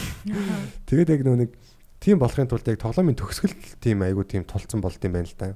Яг нэг даалгаврынхаа юугаар явж байгаа болохоор. Тэгэнгүүт би болохоор яг тийм тэр тулцсан тэр байдлыг айгу олон туслагчтай тэр байдлыг хүсээд байсан. Тэгээд яг тэрний рүү тэмүүлээл ингээл одоогоо нэг таашааж чадахгүй тоглоод байсан. Тэгээд яг тоглоом дууссан чинь нэг удаа тэм байж чадахгүй тоглоом дуусчих жоох. Тэгээд би ёо амар харамсаж байгаа байхгүй. Тоглоомын ихэнх хугацааг тэрийг хүлээгээд өнгөрөөцсөн да. Тэнгүүд яг энэ бүр mindfulness-ийн маш том хичээл болж байгаа байхгүй. Одоо тэр төвлөрч одоогоо таашааж амьдрч чадахгүй бол чи яг нөгөө зорьсон зорилго дээр очиход энд оройтсан байж магадгүй гэдэг тийм сургамж авч байгаа чинь. Тэгэхээр яг тоглоомыг яг бас бүрэн яг тийм нэг evil болгож яриад байдаг нь бол айгу өрөөсгөл санагддаг надад бол. Одоо манай үеийнхэн бол энийг айгүй өмөрөх хаа гэж боддоо шүү дээ. Тийм угаасаа IT-гийнхантай ярих гэсэн тийм ингээл энэ чинь амар том хөгжил дэвшил энэ төр гэл те. Тэр бол гэхдээ хүний танин мэдхэн хөгжилч ч гэсэн ялангуяа бага насны хүүхдүүдэд давуу талууд бол зөндөө авчирж идэг. Янз бүрийн стимулус буюу зочрогч байх тусам тэр хүүхдийн мэдрэлийн эсний идэвхжээд хоорондоо холболт юмыг айгуу сайн хурдан сурдаг ч юм уу. Тэнгүүд нөгөө одоо энэтэй жишээлбэл сургуульд ингээл 10 жил бид нар математик яах гэж үзтээ энэ томьёог яах гэж сурдیں۔ Угаасаа амьдрал хэрэглэхгүй ийм мар яадыг гэл тэгдэгтэй. Гэтэл яг үнийн эрэхтэй тэр чин математикийг бид нэр сургуулад байгаа биш ямар нэгэн бэрхшээл даван гарахад тэрийг бид нар гаргалгаа олон янз бэдий шүү гэдэг тийм цаад механизм шиг юм яг амьдралд юунд суралцах хэвтэй гэдэг зүйлүүдийг бид нар зааж өгч яадаг. Тийм учраас ерөнхий боловсролын сургууль суур хичээлүүд гээд цаанаасаа бүр ингэ тавигдсан байж яадаг тийм ээ. Тэгэхээр тэр болгоны бас цаад утга учрын эндээс би яг юу олж авч болох юм гэдэг дээрээ бас анхаарлаа хандуулад юу ах юм бол ямар ч юмыг давуу талгахч болж болно. Тийм суулгаач болж. Юу ч байсан усч байсан ихтэл хор гэдэг байгаа шүү дээ. Хүн усуужаад өгөж болдог гэж аахгүй 60 литр уух юм бол. Тэгэхээр яг юу ч байсан яг ингээд ихтрүүлэх юм бол хортой одоо нөгөө гişүү ингээд нөгөө ургамлаад шүү дээ. Гişүү илүү те нөгөө эсэглэн үү? Тий одоо нөгөө ишийг нийддэг чинь тэр баха хорт тавдарч сайн энэ гэдэг байгаа шүү дээ чинь. Айгуу сайн. Тэгээ ишийг нийдэх юм бол одоо ингээд ийм эмийн чанартай навчиг нийдэх юм бол хортой байдаг гэж байгаа юм. Тэгэхээр ингээд бүх юмд ингээд сайн муу тал байдаг шиг те. Нөгөө Ромео Жулиетагийн зохиол эхлэхэд тэгдэж шүү нөгөө нэг ямар лам бэлээ. Одоо энэ цэцгийг үнэрлэх юм бол ийм там болно, идэх юм бол ийм хор болно гэж баг яриад. Тэгэхээр бүх зүйл ингээд хортой даваа талтай байгаад байгаа юм. Тоглоом тоглох даваа тал байгаа ч гэсэн донтохгүй л тоглох хэрэгтэй. Тийм ер нь бол тийм л юм бэл. Яг амьдралаа алдаад эхлэхээр л ер нь жоох утгаалтай. Яг тэнцэн их хит амьдраад эхэлж байгаа юм. Тэгээд яг надад бас ингээд санагддаг байсан. Би нөгөө айгүйх төгшүүртэй хөвгтэйсэн л ер нь нэлээд хожуулах харчихсан л да.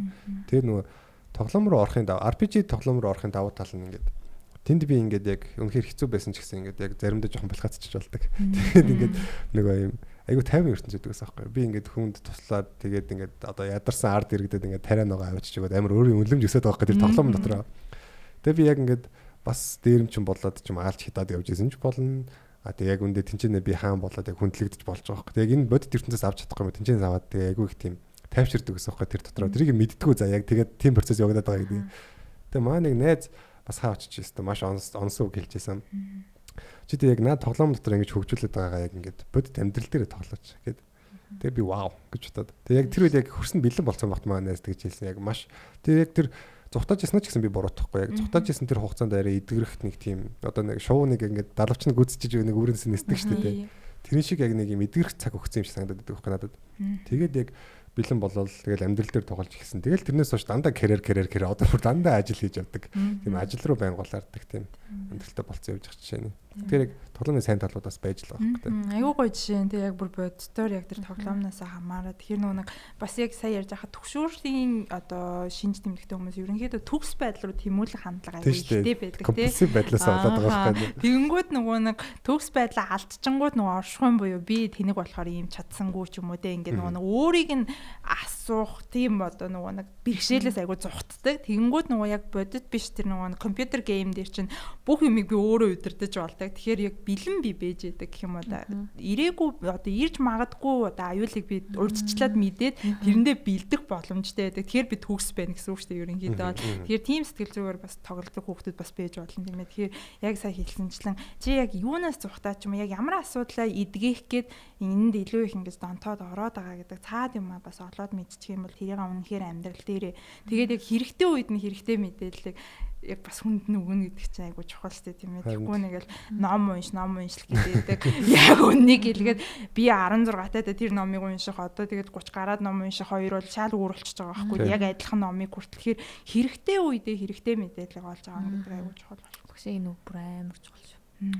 Яг ном бол одоо ингээд яг хэрэглэх үедээ л уншихгүй бол тэгэл замхраал алга болчихдаг юм шүү дээ. 5 жилийн өмнө би бол бизнесийн маш олон ном уншсан. Тэгээд яг тухайд хэрэглээгүйс удаад их юм мартагдсан. Дахиж унших шаардлагатай болж байгаа юм. Тэгээд яг саях дээр бол яг багштай санал нэгдэж байна. Одоо яг айгүй компульсив байсан. Одоо бүх юм ингэж юм төгс байлгахыг хүсдэг. Өөрийгөө ингээд багасаа тийм. Би яг энэ дугаар энийг 3 дахь дугаар дээр манай сонсогчдод мэдж байгаа л та. Багасаа өөрийгөө айгүй тийм одоо айгүй их багш нарын шахалтаар айгүй их тийм өөрийн үнэлэмж унж ийсэн. Тэгээд ээж намайг өөрийн мань үнэлэмжийг өргөх гээд ингээд айгүй сайн өргөсөн нь нөгөө талаараа компульсив болчихгүй. Тэгээд нэг юм болохоор л юмыг ингэж амар тийм алдаагүй хийх. Би биедаалт хийх гэж маш уддаг байсан. Тухайд ойлгохгүй байсан додож байгаа. Өрөвддөг өөрийгөө. Хүүхдүүд ингээд хамт биедаалт хийх нь онлайнаар харьцаж байгаа шүү дээ. Тэгэл дуусчлаа унтлаа гээл тэгнэ. Би бүр юу ч болоогүй заа ингээд хаа байсан. Ягаад тэгэхээр нөгөө тэр хүүхдүүд биедаалт хийгээд дууссан. Би болохоор тэр бүх дизайн, бүх тэр фонт, бүх юмыг анхаарах гэдэг байхгүй. Тэр бол тэгээд бүр яг маш их одоо тийм донтолтуудыг бас үүсгдэг байсан. Одоо жишээ нь би яг ер нь бол төгшөөр анзаараад хахад хүний амьдралын стресстэй үед амар ноёлж гарч ирдэг. Тэнгүүд яг яшт бэлдээд би 800 авах хэрэгтэй гэдэг байдалтай бэлдэжсэн. Тэгээ яг 800 авахгүй бол би ер нь бараг жил хүлээж байгаа дахиж өгнө гэж бодож байсан байна. Тэгэл байж байгаа. Яг тэр үед миний ингээд энэ одоо энэ гарын одоо энэ нөгөө нудраг гэж хэлэх юм уу? Одоо энэ хэсэгний уюуд нь яг нэг одоо чигтэй газар байж байгаад гам болохоор хатахаар ингээд хагарчдаг шиг юм хагараад битүү цуснууж ингээд урсаад ангаагаад махан харагдаад байж идэг болсон байсан. За яагаад тийм байдал төрсөн гэхээр би нөгөө энэ болохоор гермофоби биш шүү. Одоо нөгөө нянгаас хичээлэхтэй биш. Зүгээр яг нөгөө нэг миний гар ингээд төгс цэвэрхэн байх хэрэгтэй. За номоо хичээл уншихын тулд яг нөгөө нэг стрессийн үед нөгөө яг ээш төхөөд байгаа үед миний ингээд стресс амар ихсэж байгаа байхгүй нэ төгс байх хэрэгтэй юм байна. Яг тэрийг ер нь бол ойлгосноос хойш ер нь миний амьдрал маш хөнгөн сайхан болсон л та. Яг тухайн үед бол агүй хэцүү байсан. Тэгээ би ингээд гараа угаана. За тэгээд гар жоохон тослог хөлстэй байх юм бол ном заваар болчихно гэж одоо дахин гараа угаана. Тэгээ гараа сайхан угаалаа. За тавьчихлаа. За тэгээ одоо альчуур арчиж болно. Тосолж болохгүй. Тослох юм бол тэг чин тостой ном заваарлж штэ. Тэгээ болохгүй. Тэгээ ингээд өрөөргөө явах гэж байлаа. Байны өрөөний хаалганд бариуланд гараар өрчих юм бол хангалттай байгаа болж. Ингээд нэг бохир санагдаад байдаг. За нэг бариулал зүгээр. Хоёр дахь бариуланд өрчих юм бол гэл нэг л хичээлдээ буцаж ирээд би суусан ч гэсэн мөдгөн босч угаамаарсаа босч угаан за. Тэгсээр хагаад ингэж угаасаар хагаад эсвэл ингээд бариулаар ингээд ханцуугаар жиргэлж мэргэлж дандаа угаалгадаг болол. Тэгсээр хагаад ингээд гар ингээд хагарчдаг. Тим амир компульсив байсан учраас яг тэр нөгөө төгшүүр компульсив хоёрын хамаарлыг яриад байгаа байхгүй. Бүр тийм обсессив байдлаар тэ бүр хит ингэж тэрэндээ донтож ингэж юм төгс байх хэрэгцээнд анхаардаг.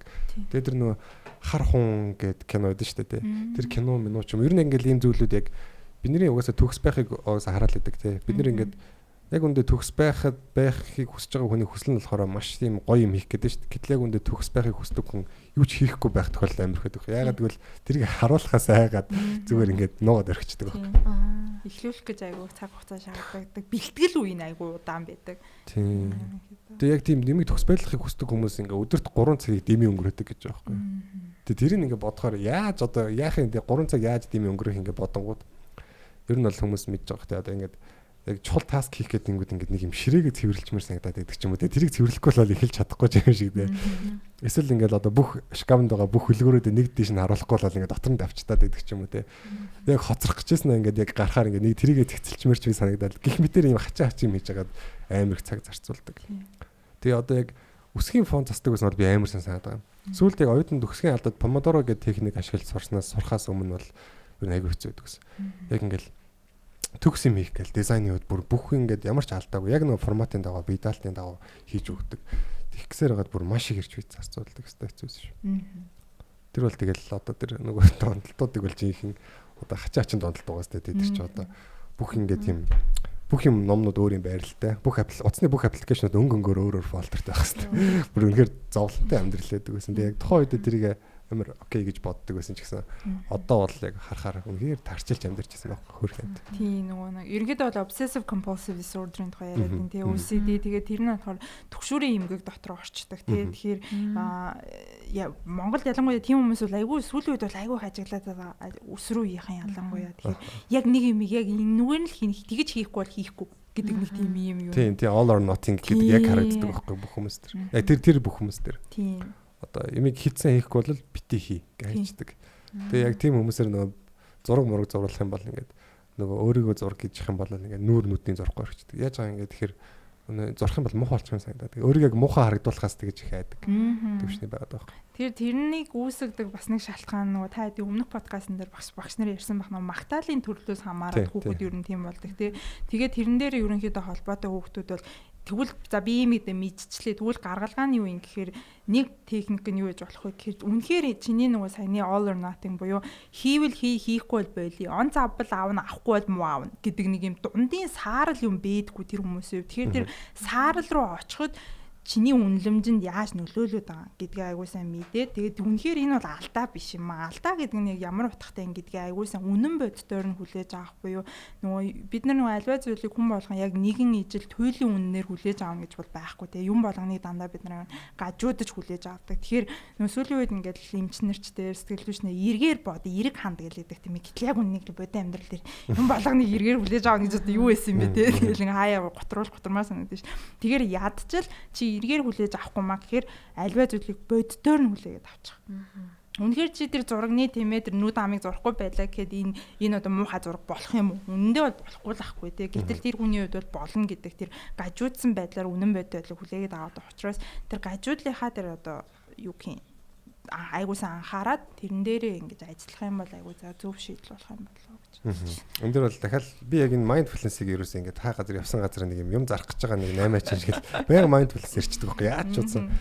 Тэгмээд ингээд саяны одоо яг бодит төр хүлээж авах гэдэг чинь mindfulness-ийн маш том зарчим байж байгаа байхгүй. Ерөөсөө л одоо тэр төвлөр юмсыг сайн муу сайхан муухай гэж шүүхгүй байна гэдэг шүү дээ. Одоо энэ бол микрофон байна гэх хэмжээнд шүүж болно. Гэхдээ энэ микрофон надад таалагдахгүй. Энэ ямар гоё микрофон бэ гэдэг шаардлагагүй. Зүгээр л хүлээгээл авчих энэ микрофон байна. Яг энэ байдал ер нь энэ зарчмыг ер нь суулгасан хүн амьдралдаа ер нь бүх юм дээр л аягүй даваа талтай байх юм шиг санагддаг. Нэг шатаар илүү те. Аль ч субъектив биш объектив байдлаар хандах гэдэг шүү дээ. Тийм. Одоо яг өөрийн тэр нэг одоо үнэлэмж преференс ажиллах багтай байх тусмал хүний одоо тэр 50 байдалд нөлөөлөд байгаа юм л та. За ер нь манай нэвтрүүлгийн цаг нэлээ хойшилсан байна. За тэгээд бас сайн санаа багшийн одоо яг ярил чадаагүй бол маш их байна л да ялтчихв. Тэг яг танд одоо бас яг одоо сонсогчдод сонсож байгаа хүмүүс байгаа шүү дээ. Энэ хүмүүс зориулаад бас донтолтынхаа тал дээр өөр дээр ажиллахад нь эсвэл өөрийгөө сэргийлэхэд нь ч юм уу туслахаар тиймэрхүү сэдвүүд гэх юм одоо яриа агуулга байвал үлдээсэн яриа. Эцсийн үгээ хэлээд байна шүү. Тий. Сүүлчийн үгээ хэлээ. Ерөнхийдөө хураангуйл л нэг ганц үгэнд хэлчихэж бодож байна. Яа тэгэхээр энэ тухайн мэдээлэл бол бид нар цахим ертөнцид амьдардаг бас нэг давуу талаа ашиглаад мэдээлэл хайхад бол зөндөө мэдээлэл гарч ир нэмжлэгээний төрөл тэгээ дээрэс нь одоо юу те би яг ямар шин тэмдэг илэрж иж би донтолт ингээл зөндөө мэдээлэлүүд байгаа. Тэгэхээр нэгдүгээрт өөрөө айгуу сайн хичээ. Хоёрдугаарт хүн болгонд ганцаардах үе гэж бол байдаг. Яа тэгэхээр донтолт маань ганцаардалтай маш их холбоотой байдаг. Тэгэхээр ганцаардах үе байдаг ч гэсэн чи ганцаараа биш шүү гэдгийг айгуу сайн санаарай гэж хүсэж байна. Яа тэгэхээр чамд туслах хүн байгаа. Яа тэгэхээр бид нар ганцаардсан үедээ хинч надад тусалж чадахгүй. Би ер нь ингээл айгуу хэцүү ингээд дотгошоогоо болчих гээд байдаг. Тэгтэл тийм биш шүү. Чи ганцаардаж болно. Гэхдээ ганцаараа биш шүү. Бусдаас тусламж аваарай. Бусдтай нээдтэй бай гэж тэгжээд чи илүү эрүүл амьдрал руу чи үн цэнтэй хүн шүү гэдгийг айгуу сайн ухаараад сайлгаж байна. Тийм. Яг саний багшийн ярьсан дээр болохоор зарим хүмүүс яг бусд хүмүүст хэлээд ч нэмэргүй намайг ойлгохгүй гэдэг төгөлмжлэр маш их тусгаарлсан байдаг шүү дээ. Ойлголгүй яах вэ? Ойлгох хүмүүс зөндөө яг өмнөх туршлагуудаас хамаараа тийм төгөлмж суудсан байгаа. Тэр үед магадгүй та зулгүй байдлаар яг жоохон хэцүү харилцаанд орсон байх. Гэтэ яг тань шиг асуудалтай ингээд нэг өрөөнд сууж байгаа хүн байгаа. Яг таны надад асуудал дээр чинь туслаад өгөх яг мэрэгчлээ хүмүүс байгаа, сэтгэлтэй хүмүүс байгаа гэдгийг бас бодолцох хэрэгтэй байх гэж бодож байна. За тэгээд сайн санаа ихчтэй миний багш биш л дээ. Сайн санаа их багштай баярлалаа. Тэгээд биднэрт маш хэрэгтэй мэдээллүүдийг өглөө. Тэгээд энэ мэдээлэл нь манай сонсогчдод бас одоо энэ донтолтоос өөрийгөө сэргийлэх хайртай дотны хүмүүстэй одоо туслахад нь хэрэг болох хаа гэж найдаж байна. За тэгээд ер нь бол манай Discord-ийн серверийн хадлаа бид бол маш одлоодаа ярьсан. Тэгээд сэтгэл зүйч подкастын сонсогчдод ер нь бол хамгийн түрүүнд хүргэнэ гэж амласны дагуу яг одоо та бүхэн YouTube-ийн сувгаар манай YouTube-ийн сэтгэл зүйч подкаст сувгаар ороод тэгээд яг энэ дугаарын description дээр байгаа линкээр орох юм бол манай Discord сервер рүү орох боломжтой болж байгаа. Тэгээд пин хийсэн хамгийн дээдлийн комент байгаа. Тэр бас линкээр ороод үзэж болно. Адилхан линк байгаа. За тэгэхээр ийшээ ороорой. Тэгээд сайн санаа багшд бас яг нэвтрүүлгийн өмнө хэлжсэн шиг бас урилга өгч байна. Манай ингээд workshop дээр ч одоо биднэрт нэг өрөөний яриа хийж өгөөрэй. Тэгээд танаас бол бүр яг ингээд юм юу авмаар л да. Бүр цуврал курс системтэйгээр одоо яг оюутнуудад мэдлэг авах. Яг тэгэхээр ингэж хараад байна. Сэтгэл судлалын ирээдүй энэ салбарын хөгжлийг харахаар одоо яг нь зөвхөн ингээд одоо Америкийн стандарт таарсан тий одоо ингээд хэдэн зуун цагийн одоо тий сешн хийсэн хэдэн зууны сешн өөр авсан ч гэдэг юм уу. Тэгээ тийм гадаадд сурсан боловсралтай хүмүүс ирж иж одоо нэг юм одоо сэтгэл судлалыг хөгжүүлнэ гэхээр бүр маш удаа шарах гэдэг байгаа. Тэгэхээр яг Монгол дотроо одоохондоо байгаа бололцоогоор ирсэн сайн мэрэгчлэтнүүдээрээ бус мэрэгчлэтнүүдэд бэлдэх юм юмнуудыг хийж явах тусмал бид нэр айгу хурдан хөгжих юм санагдаад байгаа. Тэгээ ер нь яг хөгжүүлэх одоо сэдэлтэй хүмүүс бол яг нэг юм залуучууд л юм санагдаад байгаа. Яг ирч хүчтэй амьдрал нь ингээд тогтворж байгаагүй тий. Яг ингээд нэг юм урагшаа тэмүүлсэн Тийм байгаа дээр нь сайн боловсруулаад ингээд ажил руу оруулах юм бол энэ салбарын хөгжил маш хурдан юм шиг харагдаж байгаа. Тэгэхээр тантай бас яг өнөөдөр танилцаад ярилцж байгаа ч гэсэн бол энэ тал дээр бол маш ихтгэлтэйгээр таныг урьж байна. За тэгээд цаашдаа тэгээд энэ салбарыг хамтдаа хөгжүүлцгээ авах гэж бодож байна. Манай сонсогчид маань бас энэ хүртэл биднийг сонсон баярлалаа. Тэгээд үзэл бодол сан сэтгэлээ комментээр хуваалцаарай. Хэрвээ яг ил тод хуваалцахаас иччихвэл манай дөрөвний ярьсан Instagram-ийн аккаунтаар, болон Facebook аккаунтаар холбогдож ярилцж болно. За тэгээд эсвэл манай Discord-ийн серверлээр бос сэтгэл зүйч нартай танилцаад бас сайн сэтгэл зүйчд байгаа. Мөс хүмүүнлэг гадаад Орос, одоо Америк, өөр хаанаас шийдвэрлэлтэй Солонгос. Тэнгүүдээ тэнд сурж байгаа төгссөн оюутнууд сэтгэл зүйч нартай бас ороод танилцаад өөрсдийнхөө сэтгэл зүйчийг олох боломжтой байгаа шүү. Тэгээд одоогор бол ер нь яг сэтгэл зүйн боловсролын яг үндсэн өөрөө хэсэгт бол яг сэтгэл зүйн боловсрол олох хэсгүүд байгаа. Чөлөөт хэсэгт болохоор жоохон хобби маяг. Гэхдээ аль болох сэтгэл зүйтэй холбож хийхийг хичээдэг тийм сэдвүүд явж байгаа. Тэгэхээр та бүхэн ороод сонирхоод өөрсдийнхөө хэрэгтэй зүйлийг аваарай гэж хүсье. За тэгээд энэ хүртэл сонссонд баярлалаа. Та бүхэнтэйгээ дараагийн дугаараар уулзцгаая. Баяртай.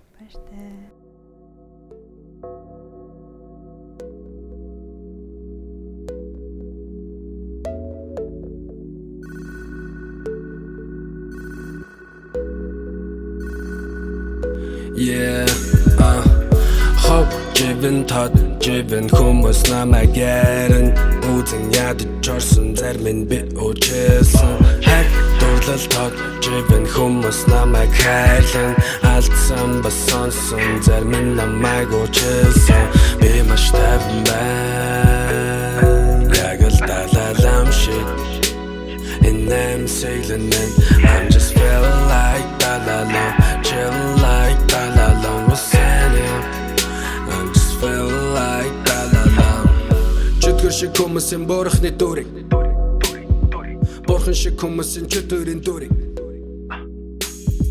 би мэдэн намаараа мотлон их тайван надад хамт өрөөртөн зүд